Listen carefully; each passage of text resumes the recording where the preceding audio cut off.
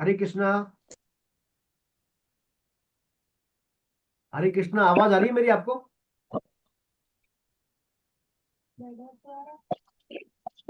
हाँ भाई। जी।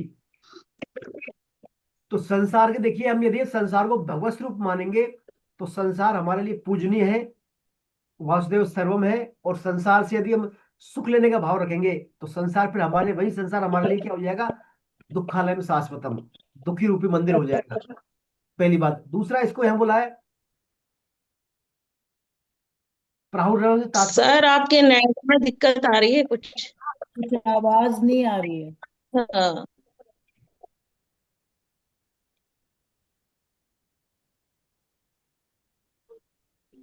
Computer computer चल रहा है उसका।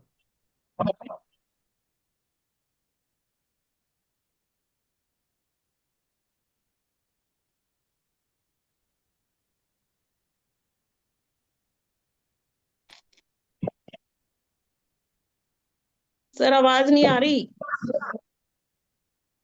अभी आ रही है आवाज आपको मेरी? हाँ। बीच बीच में गायब हो गई सर आपकी।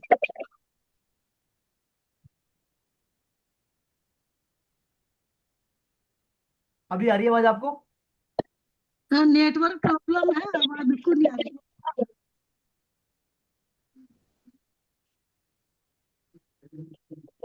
चलिए, अभी आ जाइए आवाज आपको।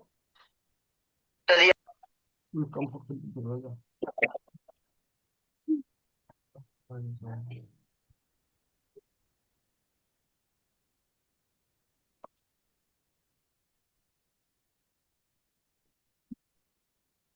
हरे कृष्णा। अभी आवाज आ रही है आपको? हरे हाँ, कृष्ण। अब आ रही है। चलिए, अब नहीं आएगी आपको, सही सब आएगा। क्या जा रही है, आ रही है, कट रही है आवाज बार बार में। अभी नहीं आएगी आपको, अभी कर दिया मैंने। या फिर वहीं से सिग्नल प्रॉब्लम प्रॉब्लम आ रही होगी वाईफाई का। तो चलिए, हम करते हैं, शुरुआत करते हैं। तो ये जो संसार रूपी वृक्ष है, हम्म। संसार रूपी जो वृक्ष है हमारा, अ, पीपल के पेड़ के समान है। और ये बहुत तेज परिवर्तनशील है। यदि हम इसमें सुख की इच्छा रखेंगे तो हमारे लिए दुखालय है। और इसमें यदि भगवत स्वरूप इसको मानेंगे, सेवा का स्वरूप करके करेंगे, तो हमारे लिए वासुदेव सर्वम है ही संसार। दूसरा, संसार की जो है मूल ऊपर है। ऊपर मूल तात्पर्य है, जैसे किसी हम पेड़ की मूल में सिंचाई कर देंगे, जड़ में सिंचाई कर देंगे तो पूरे पेड़ को पानी देने की जरूरत नहीं है। तो यानी कि मूल में जो परमात्मा की तरफ इसकी जड़ें हैं, तो हम परमात्मा का यदि हम सम्मुक्त रखेंगे, परमात्मा की तरफ हम सम्मुक्त रखेंगे, तो हमारा संसार रूपी वृक्ष का भली भांति हमारा फल का सही चाल पालन चलेगा संसार रूपी वृक्ष का। और इस संसार की हम पालना करेंगे, यानी अलग अलग संसारिक का आश्रय लेंगे, संसारिक परिस्थितियों का, प्रकृति का, संसार का। तो फिर हमारा क्या है? परमात्मा से विमुखता हो जाएगी। तो यहाँ पर भगवान इसमें यही कहना चाह रहे हैं, ये जो जो इसको, जो सब संसार रूपी वृक्ष को जानता है, वो संपूर्ण वेदों को जानने वाला। वेदों की बात बोली यहाँ पर देखिए। वेद क्या है? भगवान के निश्वास हैं, भगवान के वेद। वेदों में भगवान ने, मूल रूप से तो वेद कल्याणकारी है ही।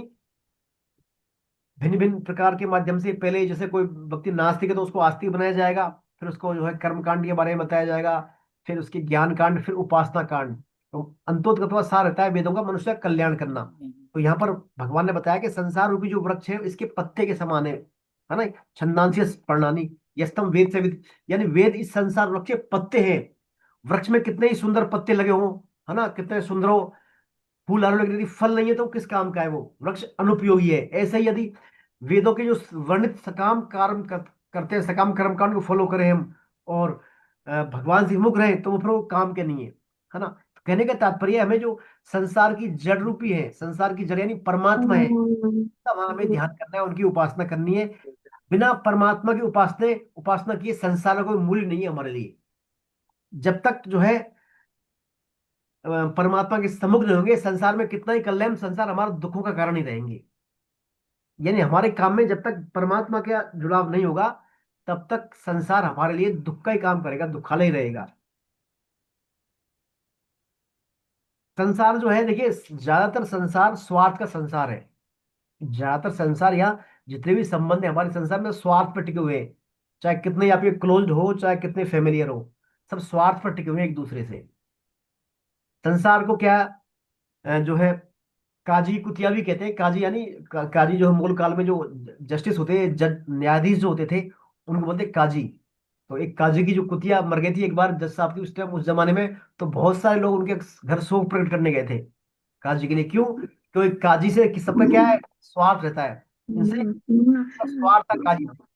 और जब काजी खुद मरा तो कोई नहीं गया वहां पर, कोई नहीं गया, क्योंकि काशी की कुतिया में इसलिए गए, कोई इंसान में स्वार्थ था। ऐसे ही संसार क्या है, स्वार्थ का पूरा नाम है संसार।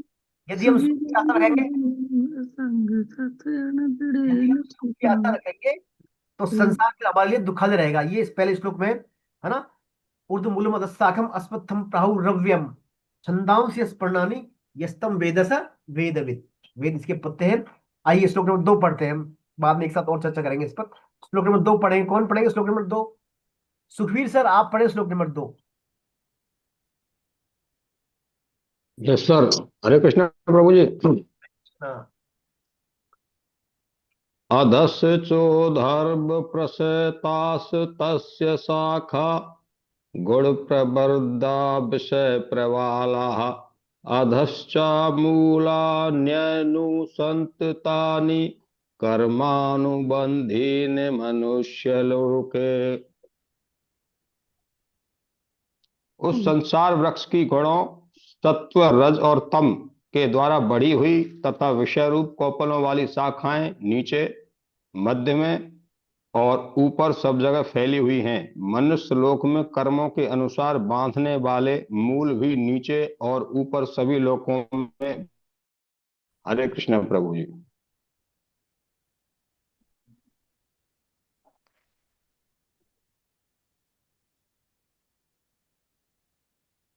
सर आप म्यूट है। जी। देखिए संसार रूपी जो वृक्ष की शाखा है वो सब जगह बढ़ी है। ऊपर यानी भगवत धाम में, मध्य में यानी मनुष्य लोक में, नीचे यानी नीचे के लोकों में भी सब जगह फैली हुई है। अब इन फैली हुई शाखाओं में मनुष्य क्या करता है, अपने अपने कर्मों के अनुसार, मनुष्य अपने अपने कर्मों के अनुसार इन लोकों में आता है। ऐसा भगवान इसमें बता रहे हैं।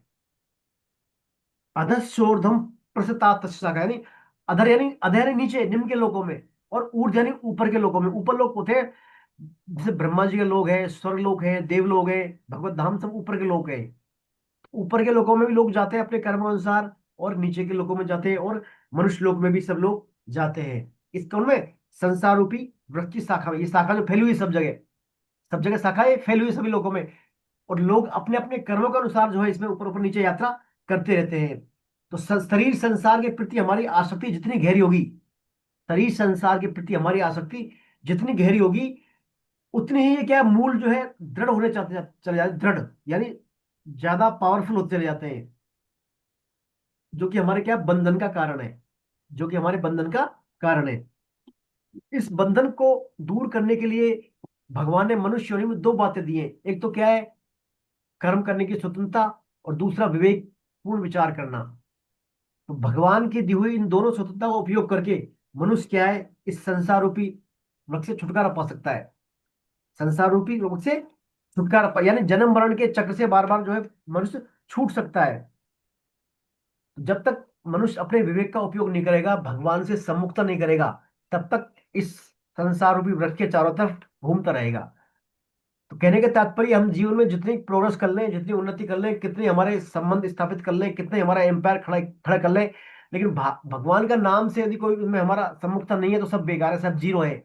तुलसीदास जी बताते हैं, राम नाम को अंक है, अंक बिना सब सून, अंक गए कछु हाथ नहीं, अंक रहे 10 गुण।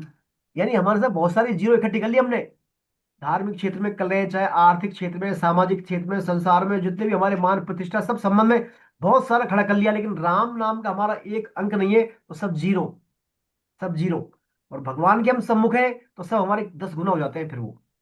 तो खास बात है यहाँ पर भगवान से सम्मुखता। देखिए संसार को अव्यय यानी परिवर्तनशील बोला है। तो संसार क्या है, देखा जाए स्वरूप से तो है ऐसा, स्वरूप से हमारे जो देखते हैं ना परिवर्तनशील है, लेकिन संसार को यदि हम भगवत स्वरूप में देखें तो संसार फिर अव्यय है, यानी संसार फिर अव्यय यानी कि परिवर्तनशील नहीं है भगवत स्वरूप के हिसाब से। क्यों? भगवान का संसार है। भगवान थोड़ी चेंजेबल। भगवत स्वरूप में संसार अव्यय नहीं है, लेकिन स्वरूप से हम देखें उसको संसार की दृष्टि से, तो संसार परिवर्तनशील है। और परिवर्तन संसार है, तो इसमें हमें क्या भगवान के सम्मुख होना ही पड़ेगा। कहने के तात्पर्य भगवान यह बताना चाह रहे हैं, जो संसार जो है ना, मैंने बताया पेड़ के हम छाया को देखते हैं पानी में, उल्टा दिखता है हमारे को, लेकिन वैसा है क्या? है क्या उल्टा? तो नहीं है ना उसमें पानी। भाई पेड़ तो ओरिजिनल पेड़ तो अलग, लेकिन छाया जो उल्टी दिखती है पानी में, वैसा है नहीं। मनुष्य क्या करता है, उस ओरिजिनल पेड़ का छाया पानी में, उस छाया को वास्तविक मान लेता है, आभासित मान लेता है, आभासी छाया को वास्तविक मान लेता है, और उससे संबंध स्थापित कर लेता है। और उस संबंध स्थापित कर लेने के कारण फिर वो बार बार क्या है, भिन्न भिन्न गुणों का संग करता है और फलता रहता है वो। जबकि वास्तव में देखा जाए तो वो छाया ही छाया है मात्र, भगवान का धाम की सिर्फ छाया है वो, आभासी प्रतिबिंब है वो। भगवान यही कहना चाह रहे हैं, आप आभासी प्रतिबिंब तो है, लेकिन भगवान से जुड़े रहिए आप, भगवान से जुड़े रहिए। जुड़ने के बाद फिर क्या है, आपका संसार में जो है सभी काम करते हुए भी कल्याण हो जाएगा। ये बात भगवान यहाँ पर दूसरे श्लोक में बताना चाह रहे हैं। आइए श्लोक नंबर 3 और 4 पढ़ते हैं। अब हम इससे पार कैसे पाए फिर? ऐसा ऐसा संसार है, ऊपर की ओर मूल है, नीचे की शाखाएं सब लोगों में फैली हुई हैं, और मनुष्य जो है अपने अपने कर्मों के हिसाब से यहाँ पर जन्म ले रहा है, घूम रहे हैं यहाँ पर। अब इससे हम मुक्ति कैसे पाए? क्या तरीका है यहाँ पर इस संसार से पार पाने का? उस बारे में भगवान श्लोक नंबर 3 और 4 बता रहे हैं। आइए श्लोक नंबर 3 और 4 पढ़ते हैं। पढ़े डॉक्टर गुप्ता साहब, आप पढ़े। मैं पढ़ू आचार्य जी। पहले एक श्लोक नंबर 3 गुप्ता जी पढ़ेंगे, फिर चौथा गीता जी पढ़ लेंगे, है ना? दोनों पढ़िए आप। न रूपम् न रूपमस्येह तदुपलभ्यते नान्तो न चार्दी च सम्प्रतिष्ठा अश्वत्थमेनं सविरूढमूलमसङ्गशस्त्रेण दृढ़ेन छित्त्वा। इस संसार वृक्ष का जैसा रूप देखने में आता है, वैसा यहाँ विचार करने पर मिलता नहीं, क्योंकि इसका न तो आदि है, न अंत है, और न स्थिति है। तो देखिए भगवान ने फिर से यहाँ पर वही संसार के बारे में बताया। जैसा रूप देख रहे हैं वैसा है नहीं वास्तव में। हम आप मान लेते हैं उसको, पानी की छाया को, पेड़ की छाया को देख के मान लेते हैं, ऐसा है नहीं, क्योंकि ना तो आदि है ना अंत है इसका, ना स्थित में ही है। तो इसको हम कैसे काट सकते हैं, इससे कैसे पार पा सकते हैं? असंगतता रूपी शस्त्र के द्वारा। असंगतता वही, जैसे हम गुणों का संग कर लेते हैं, है ना? अहमता, ममता और कामता, कामना, अहमता, ममता और कामना, इन तीनों से हमको बचना है हमें। तीनों के यदि चक्कर में आ जाएंगे तो फिर क्या है, हमारा ये संसार से हम इससे नहीं बच सकते, फिर फंसेंगे फिर गुणों में, इनमें संसार का संग होगा। असंगतता से तात्पर्य यही है, हम इनसे क्या वैराग्य रूपी मतलब हथियार के द्वारा, यानी निर्लिप्त भाव से काम करें, हम इनमें क्या करें? निर्लिप्त भाव से। संसार की स्वतंत्र सत्ता है नहीं, सतत परिवर्तन से यह हमें स्थिर और अव्यय दिखाई दे रहा है, स्थिर और अव्यय दिखाई दे रहा है। वस्तु ऐसा है नहीं। जैसे गंगा जी का जो पानी निरंतर प्रवाहमान है, ये गंगा जी उसी स्थान पर दिखाई देती है, पानी लगातार बह रहा है, लेकिन गंगा जी वहां की वही है। ऐसे ही संसार जो है, संसार मात्र परिवर्तन के समूह का नाम है। संसार प्रतीति मात्र है, जैसे मुट्ठी की रेत, हम उसी रेत को मुट्ठी में बल देना, दबा टाइट कर ले कितने मुट्ठी को, लेकिन धीरे धीरे फिसलती है रेत उस बात में से। ऐसा ही संसार क्या है, निरंतर हमारा जा रहा है, धीरे चल रहा है, धीरे धीरे कुछ संसार फिसल रहा है। संसार में कोई सुख प्रतीत होता भी है तो वह परमात्मा की सत्ता के कारण ही है। हमें छोटा मोटा आभासी सुख लग जाता है तो वो परमात्मा के कारण ही लगता है। ऐसे ही इसी प्रकार यदि कोई हमारा जो शरीर है, शरीर में आसक्ति रखेंगे तो शरीर और संसार के प्रति आसक्ति भी हमारी इतनी गहरी है कि हम इसे छोड़ना ही नहीं चाहते, हम इसे छोड़ना ही नहीं चाहते। इसलिए इसे दृढ़ मूल वाला कहा गया है, दृढ़ मूल वाला। हमारी कामना जितनी गहरी होगी, हमारा बंधन उतना ही बंधनकारी दृढ़ता से आएगा। जितनी गहरी कामना होगी उतना ही इसका विस्तार होगा। कहने का तात्पर्य, शरीर संसार से सुख लेने की कामना नहीं हो, यदि हम शरीर संसार से सुख लेना नहीं चाहे, तो है विशाल वृक्ष हमें संसार का तृण के समान ही है, फ्री, फिर हमें इसको फर्क नहीं पड़ता। मूल बात है हमारा संग करना। अब संग कम करते हैं हम शरीर संसार से, जब संबंध मान लेते हैं हमारा उनसे, मैं उनका वो मेरे, यानी मैं शरीर का शरीर मेरा, ऐसा मान लेंगे, तो फिर हम क्या है, इसमें हमारा दृढ़ हो जाएगा संसार ज्यादा। तो संबंधी मारता है और संबंधी तारता है। देखिए, संबंधी मारता है और संबंधी तारता है, इसलिए एक सिर्फ परमात्मा से संबंध हो, बाकी किसी से हमारा संबंध ना हो। स्वामी जी बताते हैं कि यदि हम परमात्मा के अलावा जहां भी हम संबंध जोड़ेंगे दुख ही दुख मिलेगा। परमात्मा के अलावा जहां जहां अपने अपन करेंगे वहां सिर्फ क्या है, दुख ही दुख मिलेगा। चाहे हम भले ही सतोगुण में क्यों नहीं है, चाहे हम सत्संग करते हैं, सत्संग में संबंध जुड़ेंगे तो वो संबंध भी क्या है, दुख दुख वाला होगा, क्योंकि जड़ता का वहां आश्रय हो जाएगा। तो सेवा सेवा वाला भाव से हम संबंध रखेंगे, सबकी सेवा करना है बस। सेवा करने वाले भाव से संबंध रखेंगे तो फिर क्या है, हमारा फंसावट वाला काम होगा नहीं। स्वस्ति वाला भाव नहीं हो, मुझसे सुख लेने की या प्रति उत्तर में प्रति उपकार की भावना ना रखें हम। तो इसमें खास बात क्या है, देखिए कुछ स्वामी जी ने कुछ पॉइंट्स बताए इसमें। यदि इन पॉइंटों को हम फॉलो कर लेंगे तो हमारा क्या है, शरीर संसार से सुगमता से क्या है, हमारा संबंध विच्छेद हो सकता है, यानी असंगतता हो सकती है। पहला रहे, पहला बात बोलते हैं स्वामी जी, कभी भी संसार से कुछ लेने की इच्छा ना करें। संसार से कुछ लेने की इच्छा ना करें हम। और संसार जो सामग्री मिल रही है हमको, जो सामग्री प्राप्त है, उसको हम संसार की सेवा में लगा दें, पहली बात। दूसरा कहते हैं स्वामी जी, सांसारिक सुख यानी भोग संग्रह, क्या बोलते हैं उसको, भोग और संग्रह। भोग संग्रह की कामना का जो है सर्वथा त्याग कर दे हम। भोग बोलते हैं हमारी पांचों जो इंद्रियां हैं, पांचों इंद्रियों का पांचों विषयों से संयोग होता है, उसके फलस्वरूप जो हमें संबंध जन संयोग होता है, उसको बोलते हैं भोग। और हम चाहते हैं ये भोग दीर्घ काल तक चलता रहे, हमारा लंबे समय तक चलता रहे। तो इस चाहना को पूरी करने के लिए हम संग्रह करते हैं, फिर उसको बोलते हैं संग्रह करना। तो उसको हो गया भोग संग्रह। तो स्वामी जी कहते हैं भोग संग्रह वाली कामना को त्याग कर दे, संसार के आश्रय का सर्वथा त्याग कर दे, और शरीर संसार से जो है मैं और मेरापन है इसको हटा ले हम। मैं भगवान का भगवान मेरे, ये जोड़ लें क्या, मैं भगवान का भगवान मेरे, ये वास्तविकता है, इस पर दृढ़ रहे हम। जबकि हम मानते क्या है, मैं परिवार का, मैं संसार का, संसार मेरा। तो यहाँ पर क्या करना होगा, मैं भगवान का भगवान मेरे, ऐसा हमारे उद्देश्य में दृढ़ता करनी होगी। साथ साथ ही हमें ये भी सोचना होगा कि मुझे सिर्फ परमात्मा की तरफ ही चलना है, परमात्मा की तरफ ही मेरे को चलना, ऐसा हमें दृढ़ निश्चय करना होगा, यानी व्यवसायत्मिका बुद्धि। देखिए कुरुनंदन जो था ना अपना 2.42 में, व्यवसायत्मिका बुद्धि रखनी होगी, हमारे उद्देश्य के प्रति दृढ़ रहना होगा, उद्देश्य को भूलना नहीं है हमें। और शास्त्र विहित कर्तव्य कर्मों का पालन करना है, यानी हमारे ज्ञान चक्षु जो है, शास्त्रीय चक्षु, इनको खुले रखना है, इनको खुले रखना है। कोई भी कर्तव्य कर्म करना है वो हमें विवेक का उपयोग करते हुए करना है।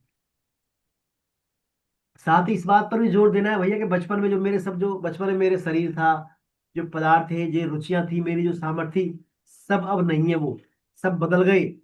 बचपन के सब शौक बदल गए, बचपन का शरीर बदल गया, बचपन के संबंधी बदल गए, सब कुछ बचपन के बदल, लेकिन मैं वो का वही हूँ, मैं नहीं बदला।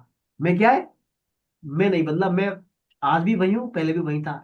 इस अनुभव को हमें प्रमुखता देनी है, इस अनुभव को हमें क्या है, प्रमुखता देनी है। ये बात ध्यान करेंगे। साथ ही साथ शरीर का जो संसार की जो सत्ता है, यानी शरीर का और संसार की सत्ता है, इसके संबंध को भी हमें प्राथमिक, इसको संबंध को भी महत्ता नहीं देनी है। यानी संसार से मानवीय संबंध का जो है मिटा देना है इसको। संसार में जो हमने संबंध मान रखा है, हमारे अंतर्गत में महत्ता है शरीर संसार के संबंध की, इसको धीरे धीरे धीरे क्या है, निर्लिप्त होना है इससे। वे संसार अलग मैं अलग, संसार अलग मैं अलग, शरीर अलग मैं अलग। ऐसा यदि हम, जैसे अपने दूसरे अध्याय में पढ़ा था ना, देह देही वाला कंसेप्ट, उसको कंसेप्ट को रखें, उसमें रहे अपन। देह देही में मैं देह नहीं, देही हूं, है ना। मेरा बस जो काम है, मेरे पास जो भगवान ने तीन शक्तियां दी है मेरे को, जानने की, करने की, मानने की, इन तीनों शक्तियों का सदुपयोग करूं मैं, करूं संसार की सेवा, ना कि ना कि मेरे लिए स्वार्थों की सेवा करूं, मैं संसार की सेवा करूं निस्वार्थ भाव से करने में। और जानने में अपने स्वरूप को जानूं, अपने लक्ष्य को जानूं, अपने स्वरूप में स्थित रहूं, अपना उद्देश्य क्या है, यानी व्यवसायत्मक बुद्धि रहे मेरी। और मानने में क्या है, सिर्फ शास्त्रीय बातों को मानूं, भगवान की बातों को मानूं, ऐसा काम करूं, तो इससे हमारा धीरे धीरे जो है शरीर संसार से असंगतता क्रमशः होती चली जाएगी। भगवान यहाँ पर यही कह रहे हैं, असंगतता रूपी शस्त्र के द्वारा दृढ़ छतवा, इस जो संसार को हम जो है, संसार रूपी अश्वत्थ वृक्ष को काट सकते हैं, काट सकते हैं इसको। फिर आइए अगले श्लोक पे आइए, श्लोक नंबर 4, गीता जी पढ़े आप। उसके बाद क्या करना है फिर, कृष्ण प्रभु जी। चौथा श्लोक पढ़े गीता, हाँ चौथा श्लोक पढ़े आप, चौथा श्लोक। ठीक है। ततः पदं तत् परिमार्गतव्यं यस्मिन् गता न निवर्तन्ति भूयः तमेव चाद्यं पुरुषं प्रपद्ये यतः प्रवृत्तिः रचिता पुराणी। इसलिए इस दृढ़ मूल वाले संसार रूप अश्वत्थ वृक्ष को दृढ़ असंगता रूप शास्त्र से काट कर, शास्त्र के द्वारा काटकर उस परम पद की खोज करनी चाहिए, जिसको प्राप्त हुए मनुष्य फिर लौटकर संसार में नहीं आते, और जिससे अनादि काल से चली आने वाली यह सृष्टि विस्तार को प्राप्त हुई है। उस आदि पुरुष परमात्मा के ही शरण में हूँ। हरे कृष्णा प्रभु जी। तो यहाँ पर देखिए भगवान बता रहे हैं पहले क्या करना है, पहले क्या करना है, असंगत रूप सस के द्वारा काटना है संसार की दृढ़ मूल को, ठीक है। उसके बाद परमात्मा की खोज करनी है। तो देखिए सीक्वेंस समझिए यहाँ पर, पहले क्या करना है, शरीर संसार की आसक्ति छोड़नी है। उसके बाद फिर परमात्मा में मन स्वतः ही लगेगा, उसके बाद परमात्मा में मन स्वतः ही लगने लगेगा। तो भगवान कह रहे हैं यहाँ पर उसके बाद जो है तुझे उस परम पद की या परमात्मा की खोज करनी है, जिसको प्राप्त करके मनुष्य जो संसार में लौटकर वापस नहीं आते। उन आदि पुरुष परमात्मा के ही जो है मैं शरण हूं, ऐसा भगवान अर्जुन को यहाँ पर बता रहे हैं। तो देखिए भगवान कह रहे हैं खोज करने में से पहले संबंध विच्छेद करना बहुत आवश्यक है। खोज करने से पहले संबंध विच्छेद करना बहुत आवश्यक है, क्योंकि संसार से संबंध ही तो खोज में बाधा है। संसार से हमारा जो संबंध है वो हमारी खोज में बाधा है। कामना के कारण संसार दिख रहा है हमारे को, बाकी तो सब क्या है, भगवत स्वरूप है ही वैसे तो, लेकिन कामना के कारण क्या हमको संसार लगता है। कामना न हो तो जड़ में भी चेतन के दर्शन होंगे, और कामना या सकामना होने से साक्षात परमात्मा भी संसार रूप दिखाई देगा। समझे कामना कितना बड़ा असर आ रहा है। कामना है तो आपको भगवान भी संसार दिखेगा, और कामना नहीं है तो संसार भी क्या साक्षात भगवान दिखाई देंगे आपको। तो संसार से संबंध रखकर हम जब तब कीर्तन भी करते रहेंगे तो खास लाभ नहीं होगा। इसलिए अच्छा, भगवान, दोबारा दोबारा बोले, एक बार वापस बोले। देखिए मेन बात कामना की है। यदि हमारे अंदर कामना है तो हमें संसार दिखेगा, फिर कामना नहीं है तो सब कुछ भगवत स्वरूप ही है। फिर हरे कृष्ण। कामना नहीं है तो सब कुछ भगवत स्वरूप है। फिर मैंने कहा ना संसार की दो बातें हैं, एक तो अप्रहुरव्यम है ना, संसार क्या है, बहुत तेज परिवर्तनशील है। वह संसार वासुदेव सर्वम है, और दुखालयम शाश्वतम, दो बातें बोली भगवान संसार के लिए। वासुदेव सर्वम भी है कि सब कुछ भगवान का ही है यहाँ पर, और दुखालय में शाश्वतम, ये दुखों का घर है। तो दुखों का घर किन के लिए है, जिनके मन में कामनाएं बैठी हुई है, इच्छा सुख लेने की इच्छा है, उनके लिए दुखों का घर है संसार। और जिनके लिए कामना नहीं है, सिर्फ सेवा भाव है, निस्वार्थ सेवा है, उनके लिए भगवान क्या वासुदेव सर्वम वाला मामला है ना। तो इसलिए कह रहे हैं जब तक हम संसार से हमारा संबंध रहेगा, संसार में आसक्ति रहेगी, तब तक फिर हमें इनसे क्या है, हम जो स्वाध्याय करते हैं जब तब ध्यान करते हैं, उनसे खास लाभ नहीं होता। एक बात आती है ना, होय राम को राम नाम जपू, बिगड़ी अनेक जन्म की, तभी सुधरे आज, हुई राम नाम को नाम जपू। ऐसा एक सूरजदास जी की चौपाई है, तो उसमें कहते हैं आपकी अनेक जन्म की जो बिगड़ी है वो आज सुधर जाएगी, यदि आप राम का नाम जो राम का होकर जपेंगे तो। राम का होकर, राम का होके राम का नाम जपेंगे तो आपकी अनेक जन्म की बिगड़ी आज सुधर जाएगी। और यदि संसार का होके आप करते रहेंगे तो करते रहेंगे, बाकी जितना लाभ होना चाहिए वो लाभ नहीं होता। तो खोज करनी है भगवान की, यहाँ पर लिखा है कि उस असंगत रूप दृढ़ शास्त्र को, जो दृढ़ असंगत रूपी शास्त्र के द्वारा संसार रूपी दृढ़ मूल को काट कर फिर परमात्मा की खोज कर। तो खोज किसकी होती है, बल्कि खोज को बोलते हैं इंग्लिश में रिसर्च। रिसर्च यानी वो तो सर्च में था री, दोबारा से, तो यानी पहले से है वो, पहले से ही है, दोबारा उसको ढूंढना है, हमें एक बार और निकालना है ढूंढ के, है ना। पहले से ही है वो, नई बात नहीं है वो। तो जो पहले से है उसको ही दोबारा खोज होती है, क्योंकि परमात्मा तो पहले से ही है, व्याप्त है, हमें सर्वव्याप्त है वो, उसकी का ही खोज। तो हम जहां भी हमें परमात्मा के शरण में ही है देखा जाए तो, इस बात को मानकर खोज करने में खोज आसान हो जाएगी। जहां भी हम परमात्मा की शरण में है, ऐसा मन खोज करें तो खोज आसान हो जाएगी। करना क्या है, हमें हमारी भूल मिटानी है, यानी स्मृति प्राप्त करनी है। हमारी स्मृति होती है ना, स्मृति, याददाश्त बोलते हैं उसको, याद। तो याद क्या मतलब होता है, हमें क्या याद करते हैं हम, याद करते हैं ना, तब मैं भूल गया अब याद आ गई मेरे को। तो याद करने में कोई नई चीज नहीं आती, वो पुरानी चीजें होती है, चीजें वही पुरानी है, बस भूल जाते हैं उनको हम, तो याद आ जाती है बाद में वो। नया तो कुछ है नहीं, नया नया आ गया रस्सा मतलब बन के नया आ गया, नई रचना हो गई, है बातें पुरानी सब याद करनी, बस दोबारा रिफ्रेश करनी है वो। तो ऐसा ही भगवान का मामला है, भगवान तो है पहले से ही, कहाँ खोज करनी है भगवान की, बस संबंध भूल गए हमारा उनसे, स्मृति भूल गए, वो स्मृति प्राप्त करनी है बस। अर्जुन को यही तो प्राप्त हुई स्मृति। अर्जुन ने क्या कहा था, नष्ट मोह स्मृति लब्धा तो प्रसादान मयाच्युत, अच्युत आपकी कृपा से मुझे अब स्मृति प्राप्त हो गई है, यानी याद आ गई मेरे को मेरी पुरानी वो बातें, पुराना जो मैं भूल गया मेरा स्वरूप में आपका अंशु, वो मुझे याद आ गई। तो वो याद की बात है यहाँ पर। ठीक है, याद कब आती है, जब हमारा आश्रय भगवान का हो जाए। जो व्यभिचार है हमारा जीवन में, संसार का, शरीर का जो अटैचमेंट बैठा है, ये जब तक अटैचमेंट कम नहीं होगा तब तक हमें हमारी स्मृति नहीं आती। तो हमें हमारी भूल मिटानी है बस, भूल मिटानी। क्योंकि परमात्मा की क्या है खोज, गले में पड़ी कंठी के समान है। जैसे गले में कंठी है ना अपने, ऐसे है परमात्मा, सदैव है अपने साथ। बस हम उन्हें भूल गए, नित्य प्राप्त है लेकिन उन्हें भूल गए। तो प्राय साधकों के अंतःकरण में ये धारणा होती है, ये धारणा बनी हुई है कि हम जैसे संसार में उद्योग करते हैं तब हमें पदार्थ प्राप्त होते हैं, ऐसे ही उद्योग करने से परमात्मा की प्राप्ति होगी। तो बड़े बड़े कर्म भी तो आता है, बड़े बड़े कर्म जो कल्याण कितने ही, उनसे परमात्मा प्राप्ति संभव नहीं है। परमात्मा की प्राप्ति तो जो है, परमात्मा की प्राप्ति तो क्या है, जड़ता का संबंध कर लिया हमने चेतन से, उसको हटाना है, यानी जड़ता का त्याग करना है, उससे ही जो है परमात्मा की प्राप्ति होती है। ये सृष्टि मानो एक विराट रंगमंच है, जिसके कण कण में परमात्मा होते हुए भी जीव के सामने चुनौती है कि खोजी हो तो खोज ले, खोजी हो तो खोज ले। यानी देखिए परमात्मा यही है सब कुछ। जब भी कहते हैं उद्रेदात्म आत्मानम आत्मानम अवसादयेत, आत्मने आत्मने आत्मनु आत्मेर आत्मने, यानी आप ही अपने बड़ा शत्रु है, आप ही अपने बड़ा सबसे बड़े मित्र हैं। अपने आप से जीतिए अपने आप को, आप ही अपने बड़े शत्रु हैं। यदि आपने अपने आप को जीत लिया, अपने आप में आपने परमात्मा को जान लिया, अनुभूति कर लिया, तो अब आप जो अपने सबसे बड़े मित्र है, और नहीं तो आप अपने बड़े शत्रु हैं। परमात्मा तो सदैव प्राप्त है सभी को, बस हमें हमारी स्मृति करनी है, उनका बस उन पर जो है शरणागति बढ़ानी है हमारे को, शरणागति बढ़ानी है। जब शरणागति हमारी बढ़ जाएगी तो स्वतः ही फिर हमें उनकी अनुभूति होने लग जाएगी। तो ये जो है इसमें कह रहे हैं भगवान, पहले हमें असंगत रूप, यानी पहले संसार शरीर का आश्रय छोड़ना होगा, उसके बाद जो हम परमात्मा में स्वतः ही जो है ऑटोमेटिक अटैचमेंट बढ़ता चला जाएगा। इसमें अपने एक प्रसंग दिया है, इसमें एक प्रसंग दिया है इसमें अपनी पुस्तक में। मारवाड़ राजस्थान के संत हुए चतुरदास जी, जिनको खोजी नाम से जाना जाता है। वे अपने गुरुदेव के आश्रम में स्थित एक पीपल के विशाल वृक्ष के नीचे गिरे हुए फल, पत्र, बीज इत्यादि को प्रतिदिन झाड़ू से एक जगह इकट्ठा करते थे।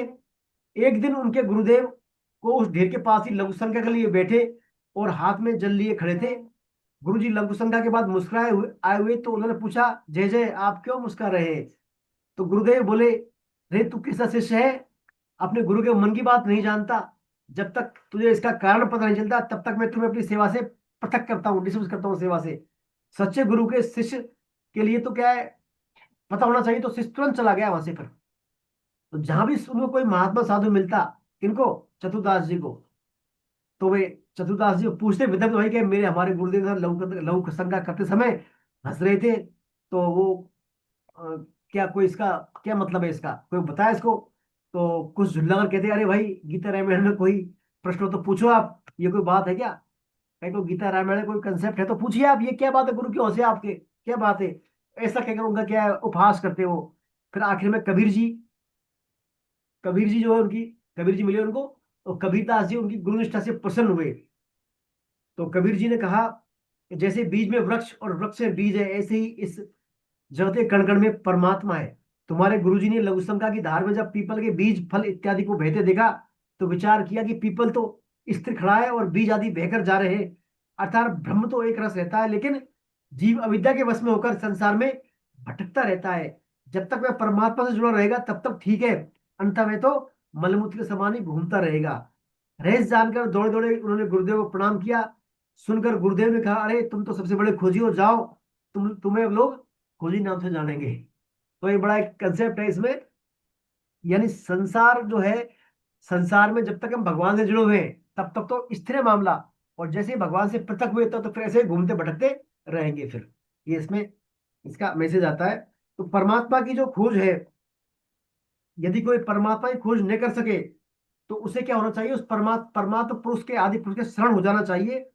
तो शरणागति अकारणता नहीं, परंतु बहुत बार रहस्य है। तो शरणागत जो होते हैं मनुष्य, भगवान के जो शरणागत होते हैं उनके बारे में भगवान अगले वाले श्लोक बताएंगे कि जो मेरे शरणागत होते हैं उनकी क्या गति होती है, उस बारे में भगवान बताते हैं। आइए श्लोक नंबर 5 पढ़े। कौन पढ़ेंगे श्लोक नंबर 5? मैं पढ़ूं सर? हाँ अलका जी आप पढ़े। हरे कृष्णा प्रभु जी। हरे कृष्णा।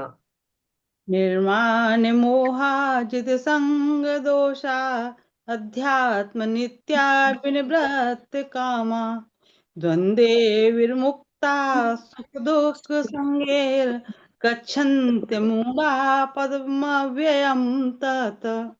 जो अपनी दृष्टि से मान और मोह से रहित हो गए हैं, जिन्होंने आसक्ति होने वाले दोषों को जीत लिया है, जो नित्य निरंतर परमात्मा में ही लगे हुए हैं, जो संपूर्ण कामनाओं से रहित हो गए हैं, जो सुख दुख नाम वाले द्वंद्वों से मुक्त हो गए हैं, ऐसे ऊंची स्थिति वाले मोह रहित साधक भक्त उस अविनाशी परम पद परमात्मा को प्राप्त होते हैं। हरे कृष्णा प्रभु जी। निर्माण मोहाजित संग दोषा। निर्माण, निर्माण यानी मान और मोह। निर्माण मोह यानी मान छोड़ना होगा, हमें मोह छोड़ना होगा।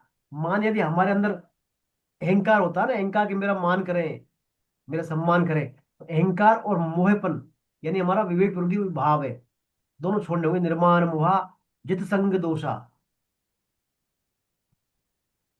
देखिए, मान के बारे में चैतन्य महाप्रभु कहते हैं, जो मान पाने की इच्छा है ना, हमारी सबसे बड़ी बाधा है हमारे आध्यात्मिक उन्नयन में। जिस जब तक हमारे अंदर ये मान पाने की भावना रहेगी, तब तक हम उन्नति नहीं कर सकते। चैतन्य महाप्रभु ने इसको सूक्ष्म विष्टा कहा है, मान पाने को, मान वाले भाव को। मान प्रतिष्ठा वाला भाव होता है ना सभी में, सूक्ष्म विष्टा के समान है। यानी सुअर का जो आहार है ना, उसका भी मल है ये। सुअर का आहार ही मल होता है, और मल का भी मल, यानी कितनी निम्न स्तर की उपमा दी है भगवान ने इसको, सूक्ष्म विष्टा, मान पाने वाला भाव। तो जब तक मान पाने वाला भाव रहेगा, तब तक हम जो है भगवान के शरण नहीं हो सकते। निर्माण मोह होना पड़ेगा हमें। जित संग दोषा यानी भगवान में आकर्षण होना, भगवान के प्रति आकर्षित होना, भगवान में प्रेम होना, और संसार, शरीर संसार से विरक्ति होना, है ना। जित संग दोष यानी ममता, हमारे अंदर ममता, स्पृहा, कामना, जितने भी दोष है, जितने भी दोष है ना, हम परवाह करते हैं नए नए कर्मों की, कर्म करने की प्रवृत्ति होती है, कर्म करने का आरंभ होता है। तो ये सब जो दोष है, ये सब दोष क्या है? हमें संसार के आकर्षण से, आसक्ति से होते हैं हमारे में। जब तक संसार का हमारे अंदर आकर्षण रहेगा, संसार की झूठी आसक्ति रहेगी, तब तक ये दोष आते रहेंगे। खाली भगवान के परायण हो जाएंगे, तो भगवान के परायण होने से भक्तों में क्या है? आसक्ति नहीं होती फिर। उसको बोलता है जित संग दोषा। जित संग दोष यानी भगवान की तरफ अट्रैक्ट होने से संसार की जो तरफ के जो ये जो बुरे जो अट्रैक्शन है हमारे, स्पृहा, ममता, कामना, स्वतः ही दूर हो जाते हैं भगवान की तरफ आकर्षित होने से। अब फिर आता है अध्यात्मिकता विनिवृत्त काम। अध्यात्मिकता यानी एक सिर्फ भगवान की शरण, एक सिर्फ, सिर्फ और सिर्फ एक भगवान की शरण, भगवान की शरण, और कामनाओं से मुक्ति हो जाए हमारी। तो ये है, देखिए, शरणार्थी पुरुष का लक्षण क्या? निर्माण मोहा, मान मोह से रहित हुआ। जित संग दोषा, संसारिक अट्रैक्शन से सर्वथा दूर, और भगवान की तरफ अट्रैक्शन। अध्यात्म नित्य यानी हमेशा भगवान के ज्ञान में रहना, स्थित रहना, भगवान की शरण में रहना। मैं संसार का नहीं हूं, मैं भगवान का हूँ, भगवान मेरे है, ऐसा भाव होना। और कामनाओं से पूरी तरह मुक्त हो जाना, कामनाओं को भगवान में लगा देना, जो भी काम होती है वो भगवान से जोड़ने हम। ऐसे ये होते हैं लक्षण इसके। संसार ये शरणागत वाले, जो भगवान के शरणागत है, उनके बारे में बता रहे हैं। फिर आता है द्वंद्वैर मुक्ता सुख दुख संज्ञैर गच्छन्ते मूढ़ा पदम अव्यंतत। यानी द्वंद से मुक्त हो जाए वो। द्वंद जहाँ होता है, जहाँ दो चीज होती है, जहाँ एक चीज है वहां कोई द्वंद नहीं होता। जैसे मान लीजिए सुख दुख, सुख के साथ दुख आ गया, लाभ के साथ हानि आ गई, अनुकूलता के साथ प्रतिकूलता आ गई, हार के साथ जीत आ गई, है ना, निंदा स्तुति मान अपमान, राग द्वेष। तो जहां दोष जाती है वहां द्वंद होता है। तो है यह कंडीशन द्वंद्वैर मुक्ता, यानी द्वंद नहीं हो किसी से। द्वंद्वी दो तरह होते हैं, सूक्ष्म द्वंद और सूक्ष्म द्वंद, और स्थूल द्वंद। स्थूल द्वंद तो क्या है? हम जो सुख दुख मिलते हैं, हमारे को अनुकूलता प्रतिकूलता आती है, उसमें आते हैं स्थूल द्वंद, है ना। हम विचलित हो जाते हैं, उद्विग्न हो जाते हैं। और ये सूक्ष्म द्वंद है, सूक्ष्म द्वंद वो दिखते नहीं है। हमारी उपासना पर, विधि पर, हमारे अध्यात्म मार्ग पर हम समझते हैं भाई उनको ज्यादा हमसे आध्यात्मिक ज्ञान है, उनकी उपासना हमसे अच्छी है, मेरी उनसे अच्छी है, ऐसा। आध्यात्मिक क्षेत्र में जो द्वंद होते हैं हमारे अंदर, वो क्या आते हैं? सूक्ष्म द्वंद। और जो सुख दुख जो स्थूल परिस्थिति से आ रहे हैं, वो स्थूल द्वंद होते हैं। तो इस सब द्वंद जो है, इन द्वंद्वों का परिणाम होता है मूढ़ता, मोह आ जाता है फिर हमें। द्वंद्वों का फल क्या है? मूढ़ता, मोह आ जाता है। और मूढ़ता मोह के कारण क्या है? फिर हम भगवान से विमुख हो जाते हैं, भगवान से विमुख हो जाते हैं। और जब विमुख हो जाएंगे तो स्वतः ही क्या, निर्माण मोह वाली स्थिति कहाँ रहेगी फिर? मान सम्मान वाला मामला आ जाएगा, अहंकार आ जाएगा, मूर्खता आ जाएगी। तो मामला डिस्मिस हो जाएगा फिर। तो यानी द्वंद्व से मुक्त होना है, किसी प्रकार का द्वंद्व नहीं करना है। तो निर्द्वंद होता है वही क्या है, भगवान की भक्ति का मुक्ति का अधिकारी है जो निर्द्वंद है वही। ऐसा निर्द्वंद होने के बाद व्यक्ति को क्या है, फिर वो भगवान की प्राप्ति होती है उसको। निर्द्वंद होने के बाद उसको क्या है, सुख दुख में सम्य गच्छन्ति मूढ़ पदम, फिर पदम परम पद की प्राप्ति का वो अधिकारी बन जाता है। तो ये यहाँ पर इनके लक्ष्य बताए, मान मोह से रहित होना, है ना, अध्यात्म में स्थित रहना, कामनाओं से मुक्त होना, और भगवान की तरफ आकर्षित होना, भगवान को ही भगवान का ही जो है सत्ता का अंतःकरण में महत्व होना, साथ साथ द्वंद्वों से मुक्त होना। ऐसा व्यक्ति भगवान के सम्मुख होता है। देखिए संसार को जो है, संसार जो है भगवान ने हमें संसार में भेज दिया यहाँ पर, भाई आप अपना रोल अदा करो, आप अपना रोल अदा करो। यहाँ पर बड़ा रंगमंच है संसार, ये संसार क्या है, बड़ा रंगमंच है, और हमारे सबका अपने रोल है इसमें। और रोल को क्या है, हम क्या हमें करना है, रोल रोल करना है हमें। और रोल में यदि हम जो है उसको अपना ही मान लेंगे, सचमुच में अपना मान लेंगे। मान लीजिए कोई फिल्म होती है, फिल्म में भिन्न भिन्न प्रकार के अभिनेता रोल करते हैं। अब मान लीजिए कोई अभिनेता, उस जो अभिनेता को भूमिका मिली है, उस भूमिका को अपने मान लीजिए पूरी तरह वो रोल करने के बाद भी चिपक जाए उससे कि मेरे साथ फलाई हूँ, मैं वही हूँ, तो सही लगेगा कि वो नहीं कर पाएगा फिर अपना काम, फिर वो और काम नहीं कर पाएगा, दूसरा रोल नहीं कर पाएगा, वो एक से जुड़ जाएगा। तो भगवान यहाँ पर ये कह रहे हैं असंग रहे, हम काम तो सब करें हमारा, जो भगवान ने चाहे हमें एक विद्यार्थी रूप में है, गृहस्थ के रूप में है, पति के रूप में है, चाहे पत्नी के रूप में, जिस भी हमें रूप में हमें भगवान ने देश काल परिस्थिति अनुसार रोल दिया है, सबको असंग रहकर हम पूरी क्षमता से करें उसको। यही संसार में रहने की कला है।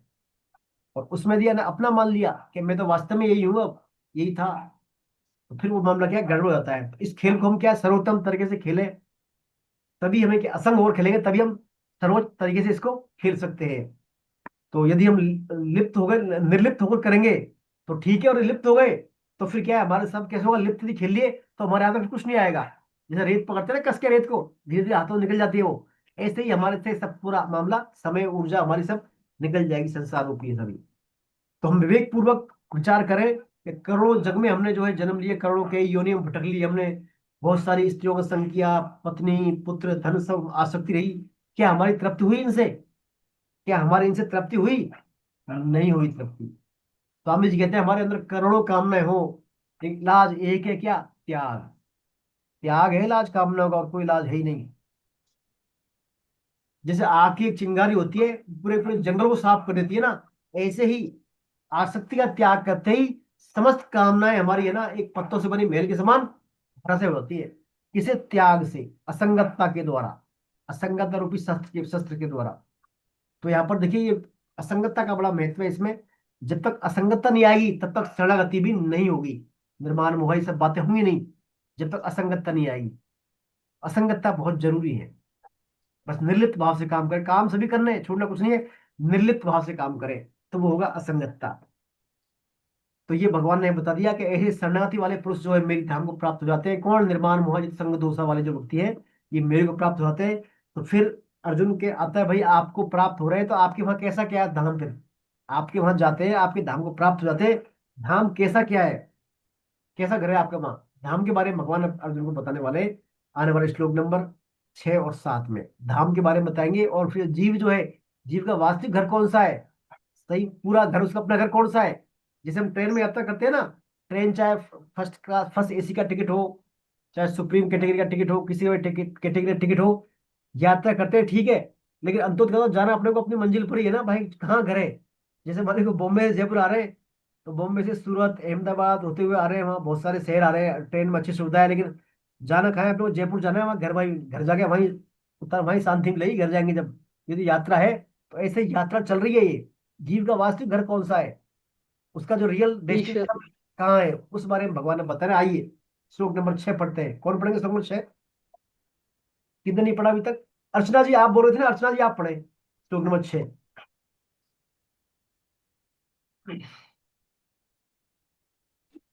हरे कृष्ण प्रभु। हरे कृष्ण।